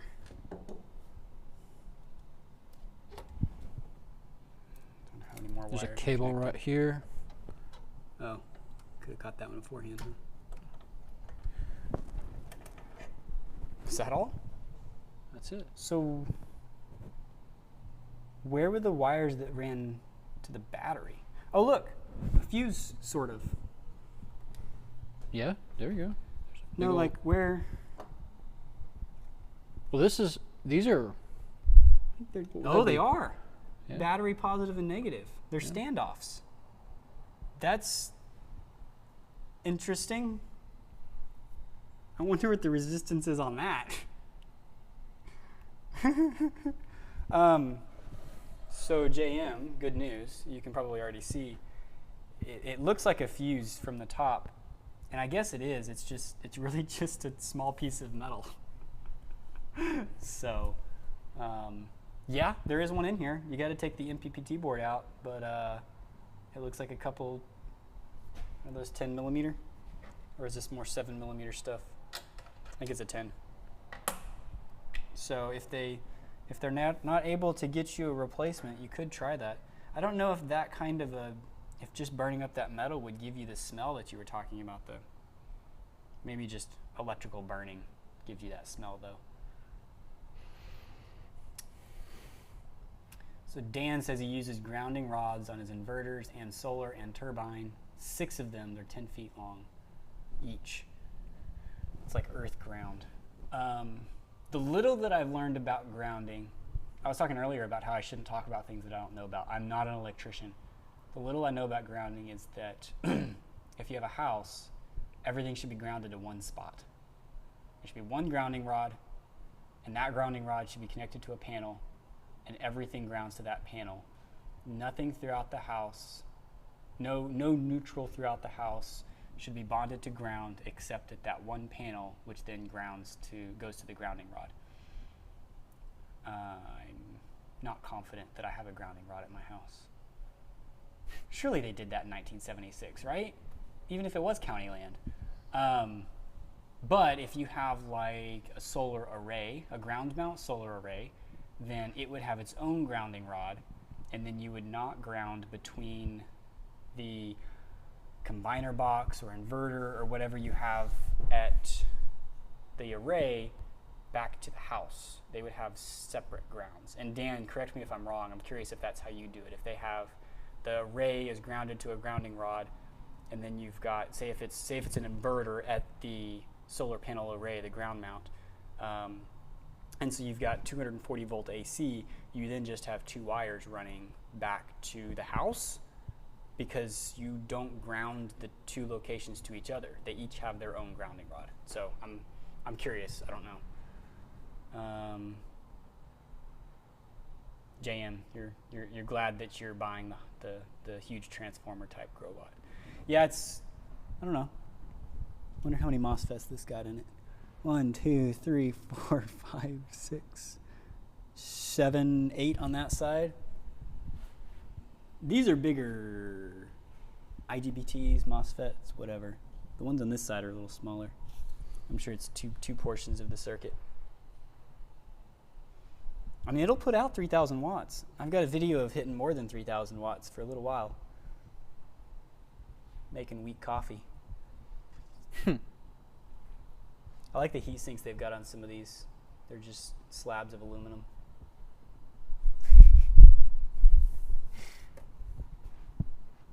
There's a website that says to tie all the grounds together and put it to one rod instead of having different grounds for it, because there's voltage difference and then the connections between the equipments carry voltage. Like fancy diagrams. Is that where you seeing that at? Yeah. But is that assuming everything is on the same structure? Because if it's same structure, most definitely, everything I've seen is if it's the same structure, everything has to be ground to the same place. Whereas if it's two different structures tied together, then you do separate grounds. I don't read know. all the text. Nah. I'm not an electrician, so I don't know. I'm pontificating about things. There is an advantage to having code compliance, right? Because like I'm installing grid tie install at my house, and I'm going to do it according to the plans, which I think are correct because I had someone else do them. So hopefully they knew what they were talking about. And then I'll have an inspector out, and he'll make sure that everything is to code. Theoretically, unless they're just doing it for money and they just come out and say, "Oh yeah, it looks good." Not that they would ever do that. Solar panels look straight. Wow. They Yes. Not that confident. I put a permit in for installing a fence once. I don't know what happened to that permit. I applied for it, and then it just went into the ether somewhere. I meant about the straight part of the solar panels. Oh, that part. Hopefully people can't see that from the street. My roof isn't exactly flat. Ben's been helping me installing the racking, the iron ridge racking for my panels, and there might be a bit of a dip. And they actually have a good inch or so of give, Probably two. Like, maybe it's 2 like inches. that big. Yeah. We're maxed out. And yeah, we maxed that out. So one side of my roof's lower than the other side. There's a little valley and a hill on my roof. Look, a fuse. We found what we wanted to find. So yeah, so we found what we wanted And to now find. JM's like, I don't want that one anyway. Put a jumper wire on it. Yeah, we won't talk about what I did on my switch that I blew a fuse on. Is there any other cool things we could look at while we have this open? I mean, what is there to? I wonder what this board is here. I wonder if this is just a power supply for something else. Should we find out? Zap.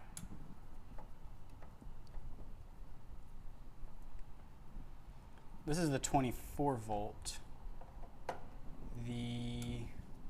I'm sorry, this is the 48 volt.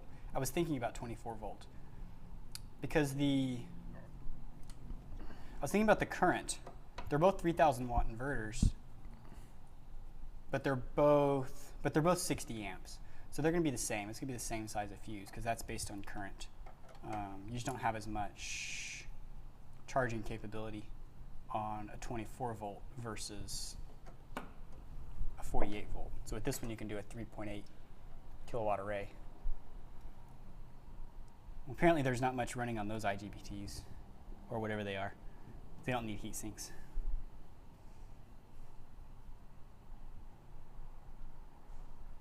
Kind of like a power supply board, doesn't it? With these little guys. These are transformers to get some differing voltages. Power control. Well, I think they're coming from, let's see, mid-low, SC4, SC2, SC5. Shoot, I don't know. And then where does this go? It just What does goes it down to say the board. CN3 to SCR. What's an SCR? Oh, I should read the board. It's an SCR board, version 2.0. Let's find out what that is. SCR. What are the what's this Um, looking thing saying? These say 4OTP S12A.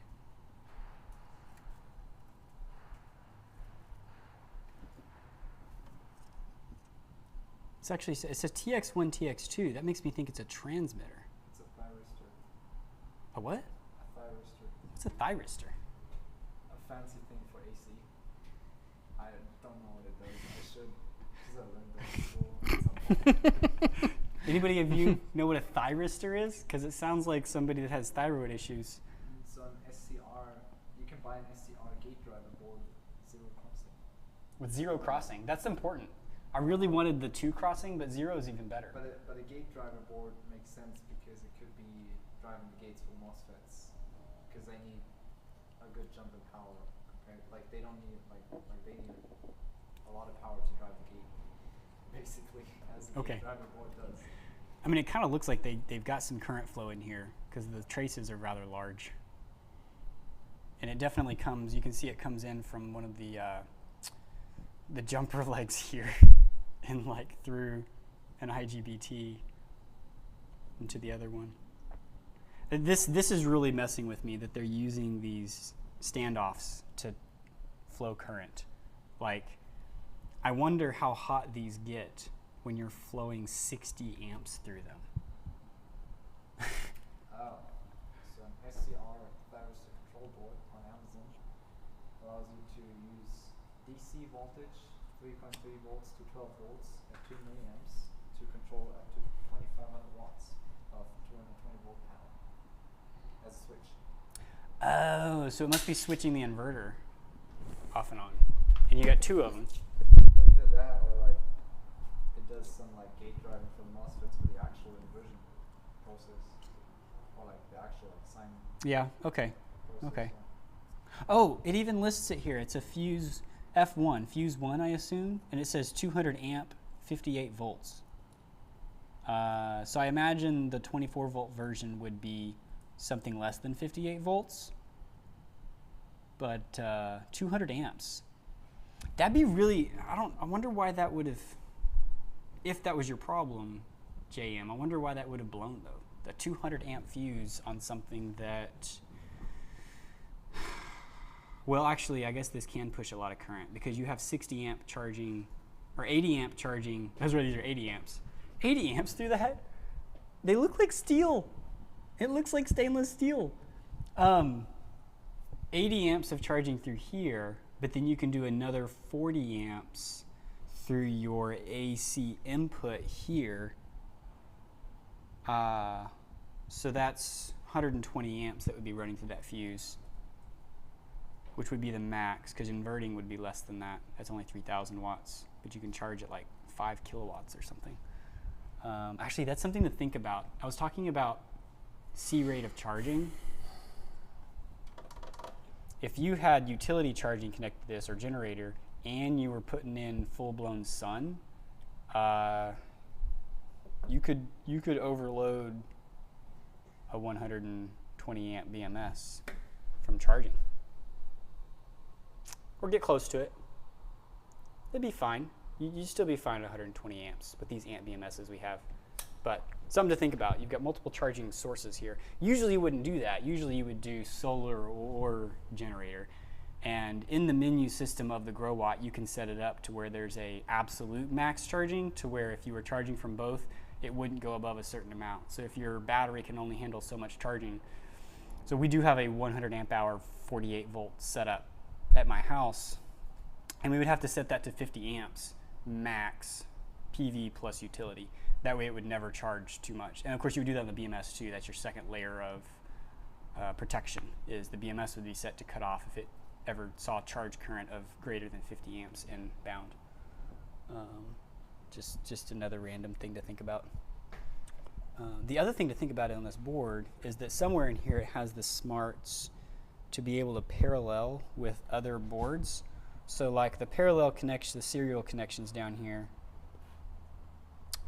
run through these ribbon cables here to what they call, is this the power board? I don't know. And then it's got, well, that's interesting. Is that, oh, that's the MPPT. Oh, look, another place where it would tell me it's MPPT. This cable goes to the MPPT, in case y'all are wondering, which is where we pulled it off of. So we've got these ribbon cables running into this board here, which has a lot of little microcontroller type things on it, which makes sense because that's where you'd be able to parallel or series or whatever your inverters to get your split phase or your 18 kilowatts of 110 volts or your 3-phase, whatever you want to do. So SMDE1 says thyristor is a control rectifier, which appears to be correct. Okay. Because they can switch quick. Quick switch. So this is apparently a rectifier board. Huh. But we already have DC. Yeah. I'm like, what I was thinking. if we already have DC, why do we need a rectifier board? I really don't know. It doesn't really matter. We're just having fun. I appreciate you all having fun with me. I needed some fun. I'm just glad that I get to ignore my work phone right now. It buzzed a lot earlier. I'm sure it's fine. It's not ringing yet anymore still. If it was that bad, they'd call you, hopefully. Or not. Yeah, I've been debating that for when I go on vacation next time. Like, how do I manage my work phone? I was thinking about it as like, I might just turn off my work phone and just tell my boss, like, if it's actually important, you can call me on my personal cell. Otherwise, I'll leave my work phone off. I have it with me if I need to turn it on and work on something, but yeah, we'll see. Jid, what do you think? I can't think of anything else to do, but It's not too hard to get to the fans. That's the other thing. Except for you can't get to the screws because this is in the way. So I guess you'd have to take these screws out. And it looks like screws on the bottom. Yeah. But it looks like, and then you've got all these wires that are, oof. That actually looks like it might be a pain to get the fans out. Maybe you just buy a tornado fan and just point it at the thing. Kidding. I'm gonna have to try that another day, see how hard it is to replace the fans on this. Do a little tutorial on it. These are 12 volt, 0.7 amp brushless DC fans. If you got this controller out of your way, I mean, you could do a right angle that- screwdriver bit, I suppose. you might, yeah. It would be a pain, but you could get it done. That might or be like a ratchet, Yeah, ratchet screwdriver bit. that might be. And then you could do it better. without ever actually breaking the warranty void sticker. Nope, you couldn't because you have to get the fans out. Yeah. They And this wouldn't come top out piece through to the come hole. up. Yeah. So you have to void the warranty to replace the fans, which is, I don't know. Hopefully the fans last past the warranty, but you know they're not going to last 30 years, much less 10, especially if they're hot. They only last so long. The whole standoff thing. We're going to have to, one day we're going to have to run a temperature sensor in there. It goes upside down. We'll have to run a temperature sensor to those standoffs and push a full 80 amps and see how hot those things get, because that really makes me wonder. That's a good test. Yeah. Oh, I found out. An Scr Power Control is a silicon-controlled rectifier and gives infinitely variable proportional control of electric power. So it sounds like an output control? I'm trying to think of why that would be necessary, unless that's just a normal inverter thing. Like, does it have to say there's, well, I don't know exactly how an inverter works. Maybe it's like as the voltage drops, then the SCR says, hey, I need more power to bring the voltage up. Maybe that's the role an SCR plays. I don't know. I have things to think about now. I should really just go research them instead of just thinking about them. There's plenty of scientific papers about it. I'm sure. They're long. I don't know if I can read that. That's all you can find. I'm not in that kind of a place right now.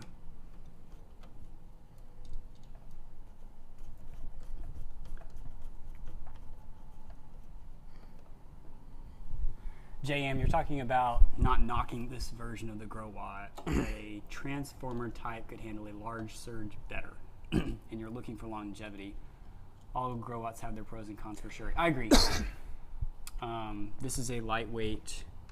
That's these two, right? The bigger ones, yeah. Did we leave enough room for them? Might have to loosen those up. I I don't know. didn't. Are they not tight? I didn't try not to. Oh, here we go. No, here we go. Hang on. Error. YouTube is not receiving this video to maintain smooth stream. What? Oh, now it's gone. Yeah, I gotta do some tests up here and see what's going on. There's something Maybe our internet's not quite right. with the upload here. I don't think's doing something's not happy. And then there were two screws. Oh, sorry, those screws that are on top of the plastic. So I got one more here. So And I'm I've gonna- got one more, so that would be those two, right? those two, okay, the plastic. I'm just gonna snug these all I think up. we're actually putting it together with the right screws, and we're going to end up with no screws left over. That's our goal at the moment. You want to see if you can hook that connector in without? Oh, I can do that. Thanks for letting me do a thing. It popped in as if it was healthy.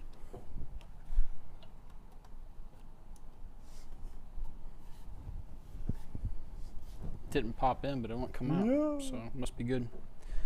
All right. So where did I hide the plastic? Oh, it's over there. Should we add some more Sharpie to it? I wonder what it all means. We've checked it. Some It looks kind of good. Checking visualization. It's soldered thing. in.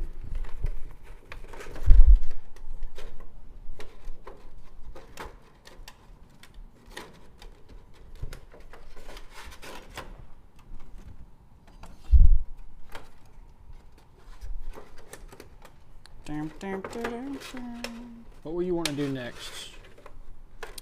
The other thing we had was starting the balancing procedure on the 24 volt battery. So we could bring it back up here Yeah. and see what that looks like. Y'all probably noticed that we put the 24 volt 272 amp hour battery together without doing any top balancing.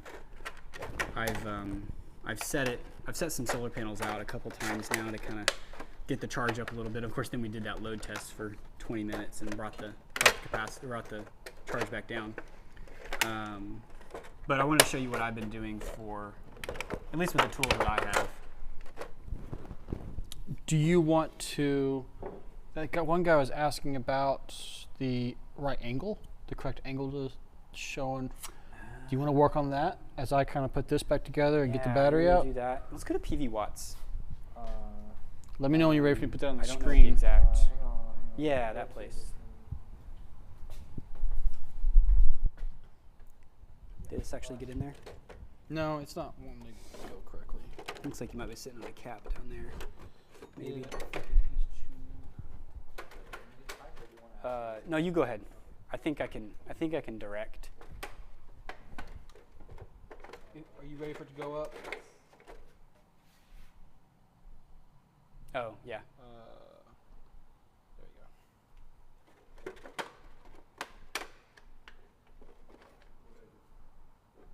go. Oh, sorry. Yes, that's where we're going. Let's go to Mansfield, Texas. Will it take just a city? We could do a zip code if that doesn't work. Oh, there we go. And then just go to system info. That'll be close enough. All right, so let's do, I mean, it doesn't really matter what size we do. Let's do 10 kilowatts just to make things easy. And we're gonna do a fixed, that's fine. Fixed open rack, 14%, that's fine. So I hope this is where it's at. Do advanced parameters, what's in there? Oh yeah, we don't need that. So go next. Of course, that puts our tilt at 20 degrees. So we got to find a place. Scroll down again. Array tilt, array azimuth. Do you still have the documentation from that guy's cabin build?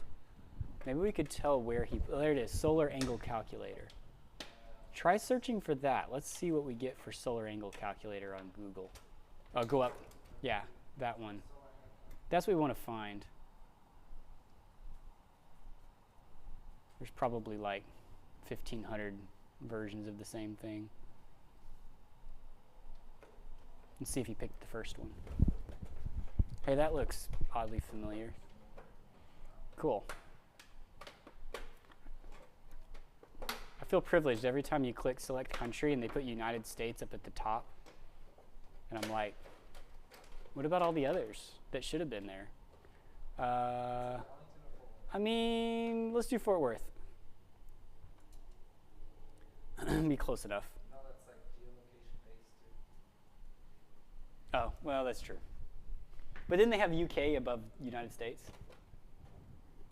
Yeah, so maybe it's not geolocation Well, based. then it's probably language based. Yeah, you're right. Destroy all your hopes and dreams. Language based. So the ones that do it wrong, I really should be upset at. So here you go. So the question then is, what angle is, there's a totally different question for off-grid versus on-grid, because I was talking about if you need all your power in the winter when the sun is low in the sky, then you throw your 34-degree angle on there. Or maybe like 40 degrees, you know, split the difference a little bit. But if you're going for maximum production during the year and you're a grid tie and you just want the maximum production overall, I don't know how to get to that number, because the sun might be brighter when it's closer to you in the summer and make you want to have more of that 57 to 80 degrees. Yeah. But you can see here that 57 degrees for spring, fall, a lot of rooftops. I don't know, do you know what's a typical, like what's a 412 roof? That's like a typical roof. Would that be a 33% angle, 33 degree? 18, oh, what angle? That's 18.4 degrees? Or are they talking about the other, is that swapped? 18.4 degrees minus 90? 18.4 doesn't sound right. I think it would be 90. So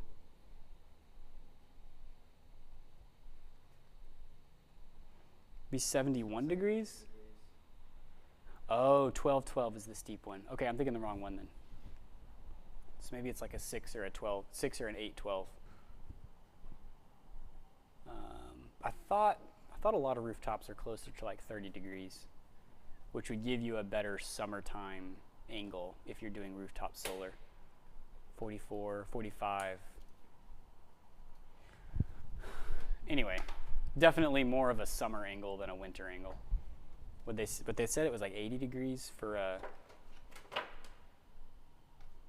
summertime. Just lay them panels flat. It's only 10 degrees off. Now there's also the fact of if you're within, and I have to go look up the number, but it's like plus or minus 20 degrees of where the sun is at. You lose very little power at plus or minus 20 degrees, I think it is. So if 80 degrees is optimal for summer and you're aiming for summer, you could even do 70 degrees and not really lose anything in the top of the summer.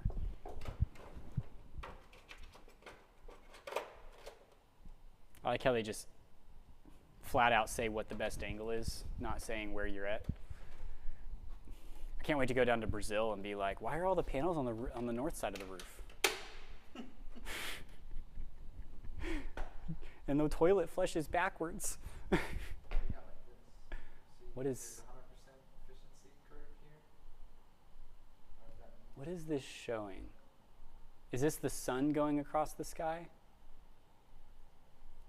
Optimal orientation and tilt for solar panels. I don't know. So, just to confirm, P2 red, Yeah, red's on the right. P2 black. It says it right there, right? Yeah. Oh, are they actually labeled? They're actually labeled. What? They're actually labeled. I will say these are pretty ugly solders over here. Yeah. Oh, look at this guy. Change in performance due to panel orientation. But I feel like we're missing data. What has the slope and orientation? But like what time of, or I guess it's just relative to where the sun's at. So, no, but they're saying optimal is 40 degrees pointed due south. But regardless, you could go up to 68 degrees pointed due south and you're still in the red zone. So you're still in that 95 to 100%. So you can lose less than 5% panel efficiency and move 18 degrees, 40, yeah. No, 50, 60, 28 degrees. That's a lot. It's 28 degrees off if this chart's right. I mean, I don't have any reason to think it's not necessarily. Oh, look, roof pitch. So this is saying with a 712 roof pitch, you'd be perfect. And it has a location. Ah, Phoenix, Arizona.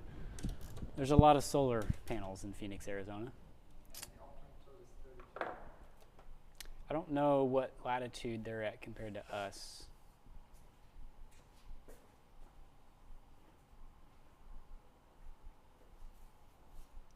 $32.73. Oh, that's a thing. They're 33. So I think you're supposed to do the latitude that you are.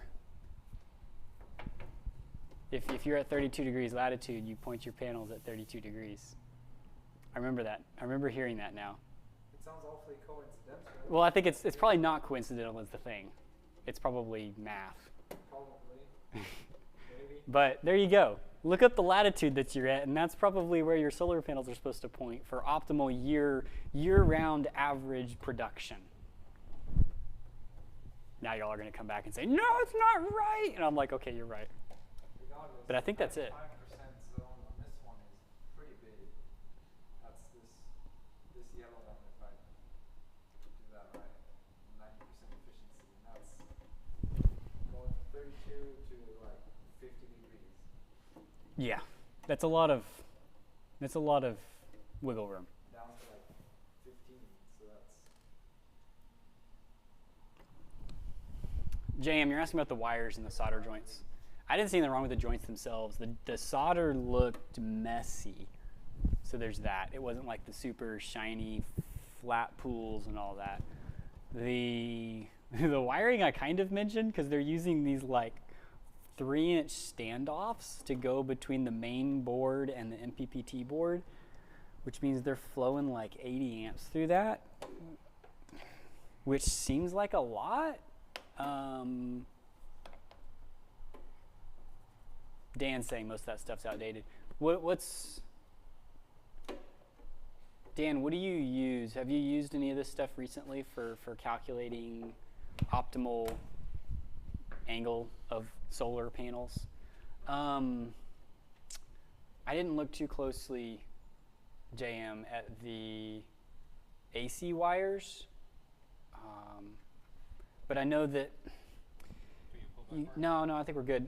The thing is that when you're inside of a unit and you're running a wire like 3 inches, there's a lot of wiggle room for how large the wire is, as opposed to running your wire across a house. A lot of people pull these things apart and it's like, oh no, it's 12 gauge wire and they're trying to run 30 amps across it. And it's like, yeah, but you're 3 inches long and inside of a cooled unit and no conduit, and so it's not really that big of a deal.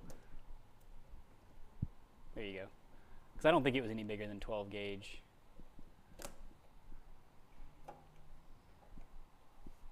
One foot. about 1.23%.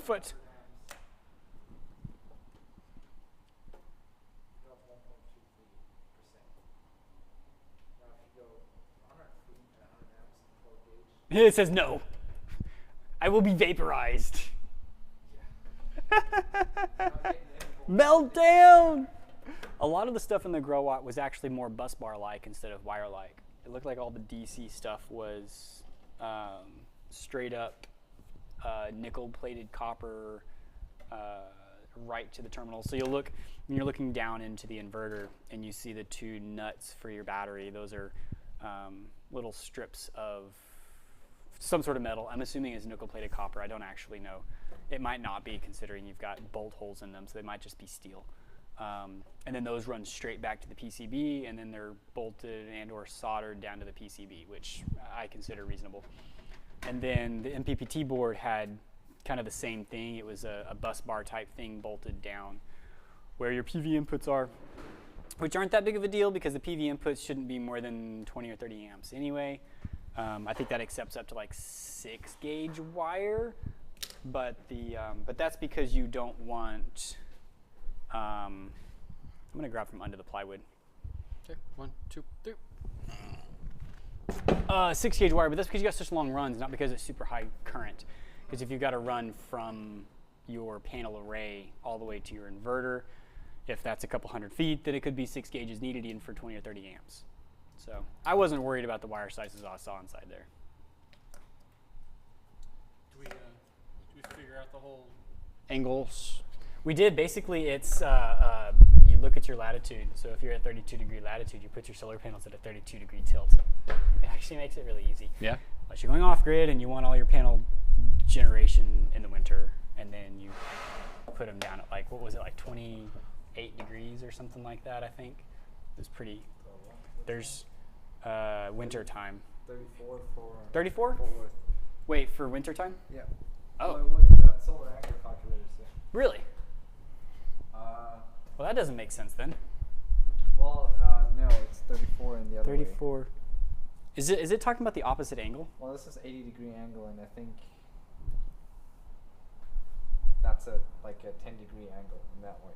Yeah. That sounds a lot more. And 57, what is that? 90 minus 57.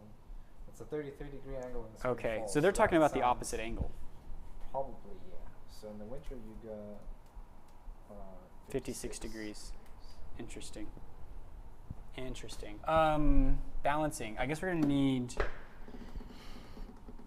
Well, we don't have AC charging set up anyway. What we're going to do to balance this, we don't have the inverter charge or set up right now, but that's fine.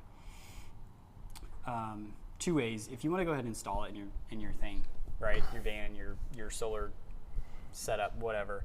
Like, you do have a balancer inside of the BMS. So if you go through, let me go through to the ANT BMS here. Settings.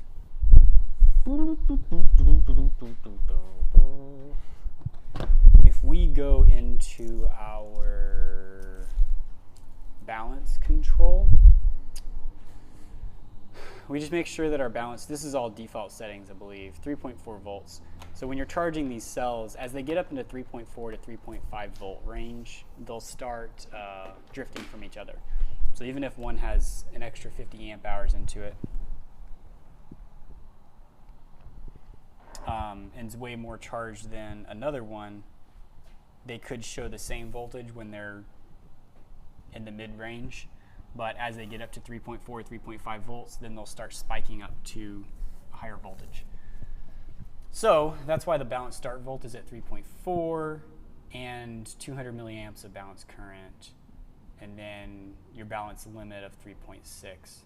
And then what you can do is, if you keep this on the charger and keep the highest cell at greater than 3.4 volts, then that 200 milliamp balance current will continue to bring down that top cell, so that all the other ones can catch up, and eventually you'll have a balanced battery.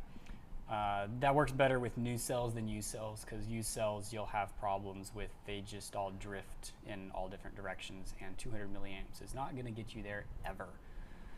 If you want to speed it up, oh look, I brought it over here, or someone did. This is something else I've done, is use one of these. So, hobby charger, right? So this can do 6 amps of charging. And what you can do to that easier. I'm just not going to set it down on the battery. Yeah. So what you can do is charge individual cells. So we've talked about previously that when you're looking at your BMS, it'll show you. I know I'm just switching back and forth and back and forth. When you're looking at your, it'll show you cell 1 through 8 in your BMS there at the bottom. And so if you identify one of these as being lower than the rest, say, then you could say, okay, now number 8 is lower. Let's swap back to this one.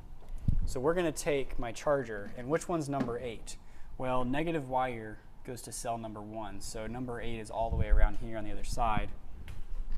So we were going to take our negative and our positive here, and we will plug this in and set it up to charge at 6 amps.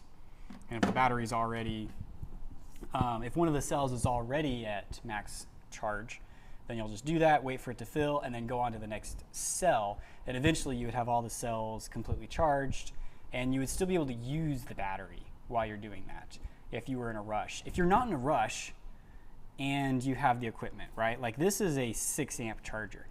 If we set up all 8 of these in parallel, so it's one big 3.4 volt or 3.2 volt pack, and we put this 6 amp charger on it, how many hours would that take? I did this once. I didn't get it all the way charged after like a week. So let's assume they were at like 50% capacity. Let's do 30% because there's actually a law with shipping stuff that you're supposed to have the batteries at 30% state of charge before shipping them. Let's assume they actually followed that law. Probably didn't, but okay, let's go there. So 272 amp hours at 0.7. So we need to put 190 amp hours in each of these cells. We have 8 of them. That's 1,523 amp hours we need to push into this big parallel 3.2 volt nominal pack. At 6 amps, that's gonna be 253 hours. 24 hours to a day. So 10 and a half days. And that's assuming that we actually stay at 6 amps. The voltage drop across this little tiny cable, typically I get about 4.5 amps of charging. So assume a couple weeks just to get your 8 cells up to snuff. So personally, I like to just go ahead and get it running and then manually top off the individual cells as I can and let the BMS do some work itself, and it's fine. That's what I do.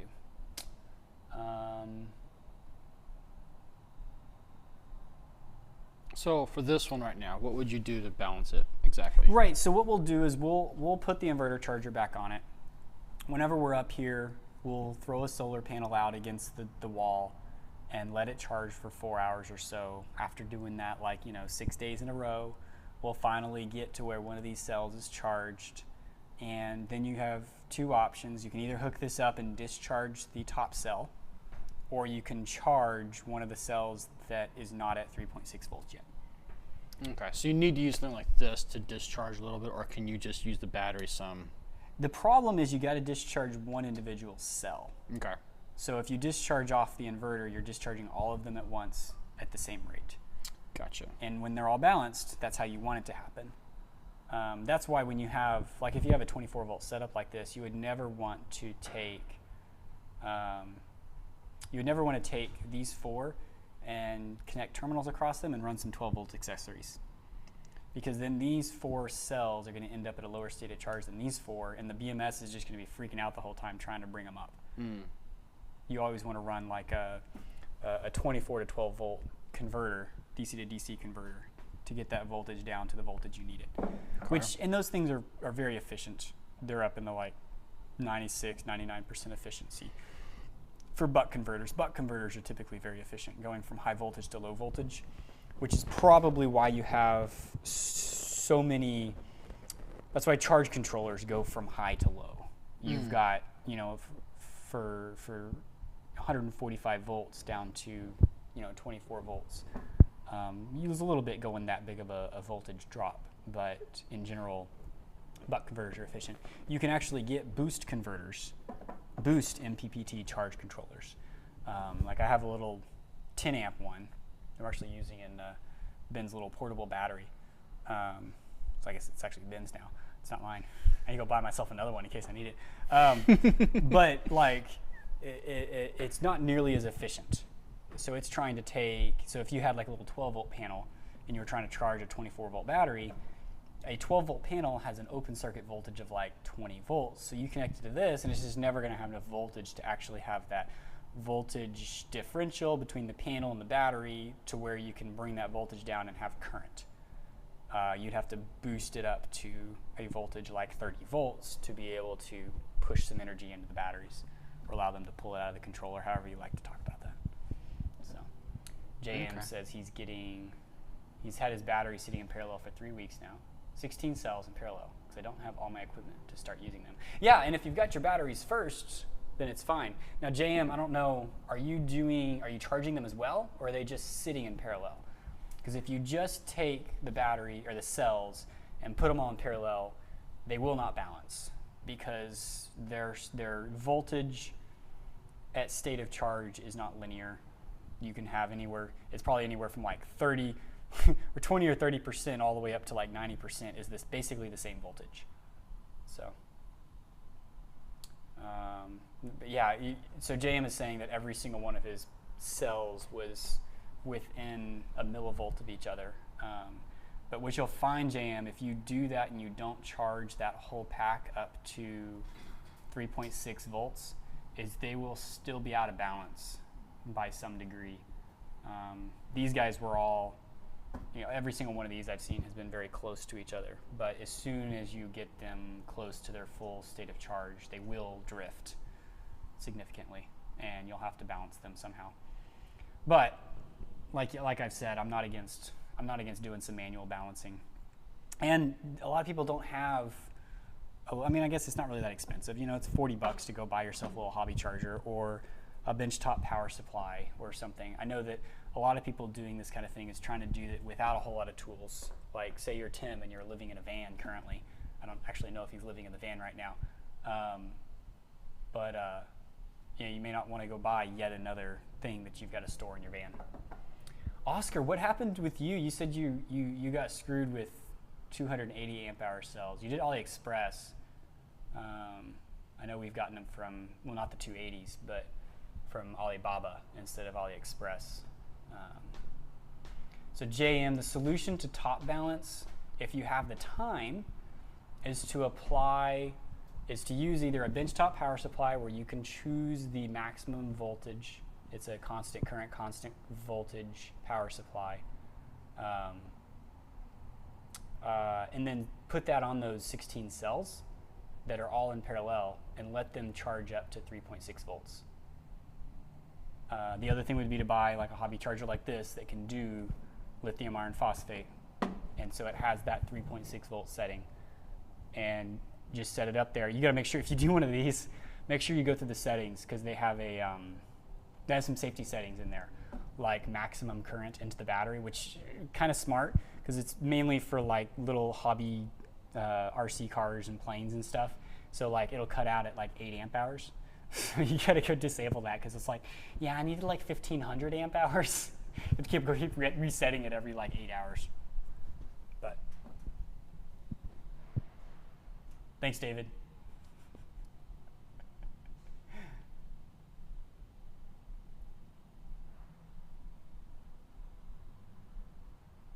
Do we have anything else? I'm just like sitting here staring at a camera. I think we've gone through all of the comments. I think that was everything we talked about doing. I think it was.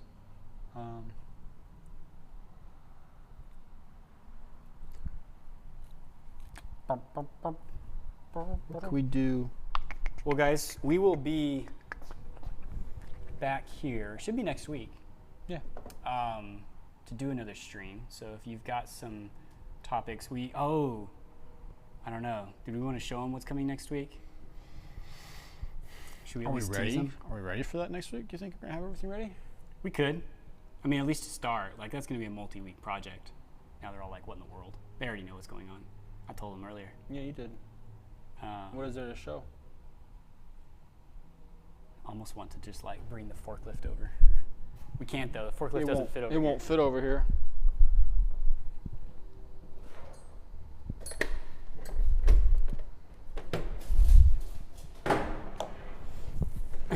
All over there. It's like the mystery noise being made. What in the world?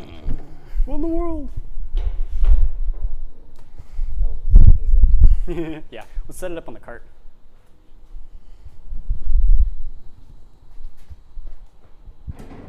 Just barely. Just barely.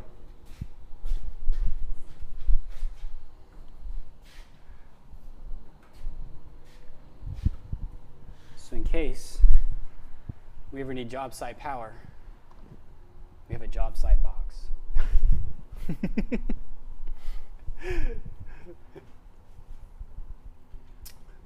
So anyway, this is one that I used previously for a battery. I say this is one. I bought the same box for a battery previously for a 200 amp hour that I built. And I really liked it because that was the first battery where I used the all thread to connect all the cells, to pressure all the cells together so that they weren't scooching around inside the case. Something slipped my mind. The big deal was though, with the metal box, I was able to run the all thread through the outside of the box and bolt it in. so that not only were the cells captured like they are here with this 24-volt battery, but then the all thread was also holding that to the metal box. So this is going to be exciting. What we're planning to do is have a 16S battery in here, 48 volt, and then we're going to get some casters. It already has, since it's a job site box, it's got the forklift holes. I'm sure that that's got an appropriate term that's not forklift holes. But it also has pre-drilled holes for casters. So what we want to do is be able to drop this on the ground and push it around the shop. And then we'll have mounted up on top, we can mount our Growatt, our 48 volt Growatt, as well as our DC array combiner box. And hopefully we can also fit a load center up here. Or, I mean, I guess we could always like mount it on the front or something for our AC power. Well, might all have to be up here because the wires are up here and we'd have to be able to open it. They make the lid a little heavy, but we'll see how it goes. Can anything fit inside? Maybe. I guess this support beam here kind of gets in the way of some things, but Maybe. We might be able to put some see what stuff the inside. batteries. We'll have to kind of play with it next week and see what we got going on. Yeah. Maybe next week will be kind of a design and look at it and play with it a little bit. and Yeah. then Start And we building got it to next figure week. out how to fit the cells. They're not going to fit in the optimal configuration where you would have all the cells in series down this way and then back the other direction. These big old pockets kind of get in the way. So it's not the perfect sized box, but I think that we can make it work, and it'll be a pretty slick all-in-one unit because you would just need, for your emergency power, or even for, a cabin or something, you want it pretty self-contained. Maybe you do the pack in, pack out, and you have a forklift on site. I mean, I guess two hefty guys could probably lift this into the back of a truck. It's going to be heavy, though. It's 48 volts, so it's twice that weight there. Well, we just lifted. Was that one? Lifted a 40, That was it right there. That's the same thing. That's the same. Yeah, but it's going to be Yeah. heavier because it's going to have, a 30-pound this is- Growatt on it, and it's yeah. going to have this guy, which already weighs 20 or 30 pounds. Well, it's got casters, so Yes. I can see lifting that into a truck. Maybe 2 or 3 guys could do that. Yeah. It's gonna be heavy. It's going to be heavy. But it'll be a 13, 14 kilowatt hour pack with a 3,000 watt inverter. You could do up to 3.8 kilowatts in panels. And what I'm hoping for is to have this as basically the all-in-one of all-in-ones, right? Because you've got your all-in-one inverter sitting up top, but then you also already have your combiner box for your solar panels that you can just click in, maybe even with MC4 connectors that you got hanging out the bottom. Yeah. And either have it as a mobile rig for when winter Snowmageddon comes along again, and you just roll this up against your panel in your garage, or run extension cords into your house and set up a bunch of panels out on your fence somewhere and generate yourself some power, or permanently install it. Who knows? Who knows? But that's something we're currently working on. So that's probably something we'll get started on next week. I really appreciate you all hanging out. I'm going to read through these comments real quick in case there's something else I needed to shout out here.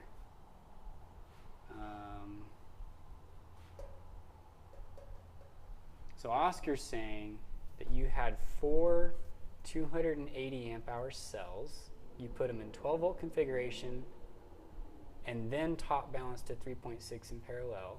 So I'm assuming that's you put in 12 volt, charged as much as you could, and then took it all apart, put it all into a one big parallel pack. And you said you only got up to 247 amp hours in separate tests. I might have a bad cell.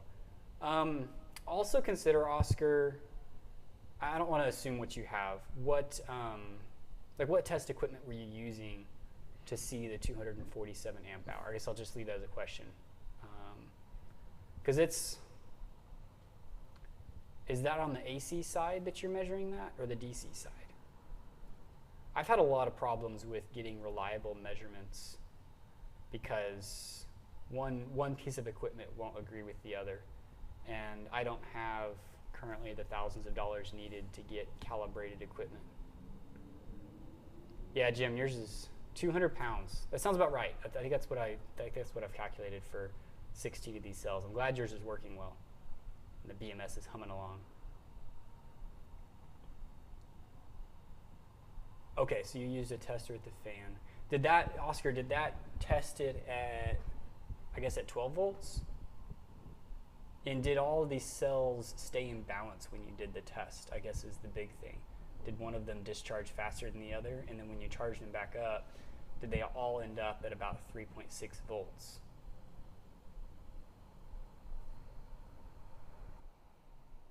If you top balance and you have one bad cell, what I would expect is that when you're all charged up, all your batteries hit 3.6, and then when you stop charging, they'll all settle back down to 3.45, 3.4. And then when you do a discharge test, if you had one bad cell, I would expect 3 cells to still be up in the 3.25, 3.3 volt range, and 1 cell to drop all the way to like 2.5 is what I would expect.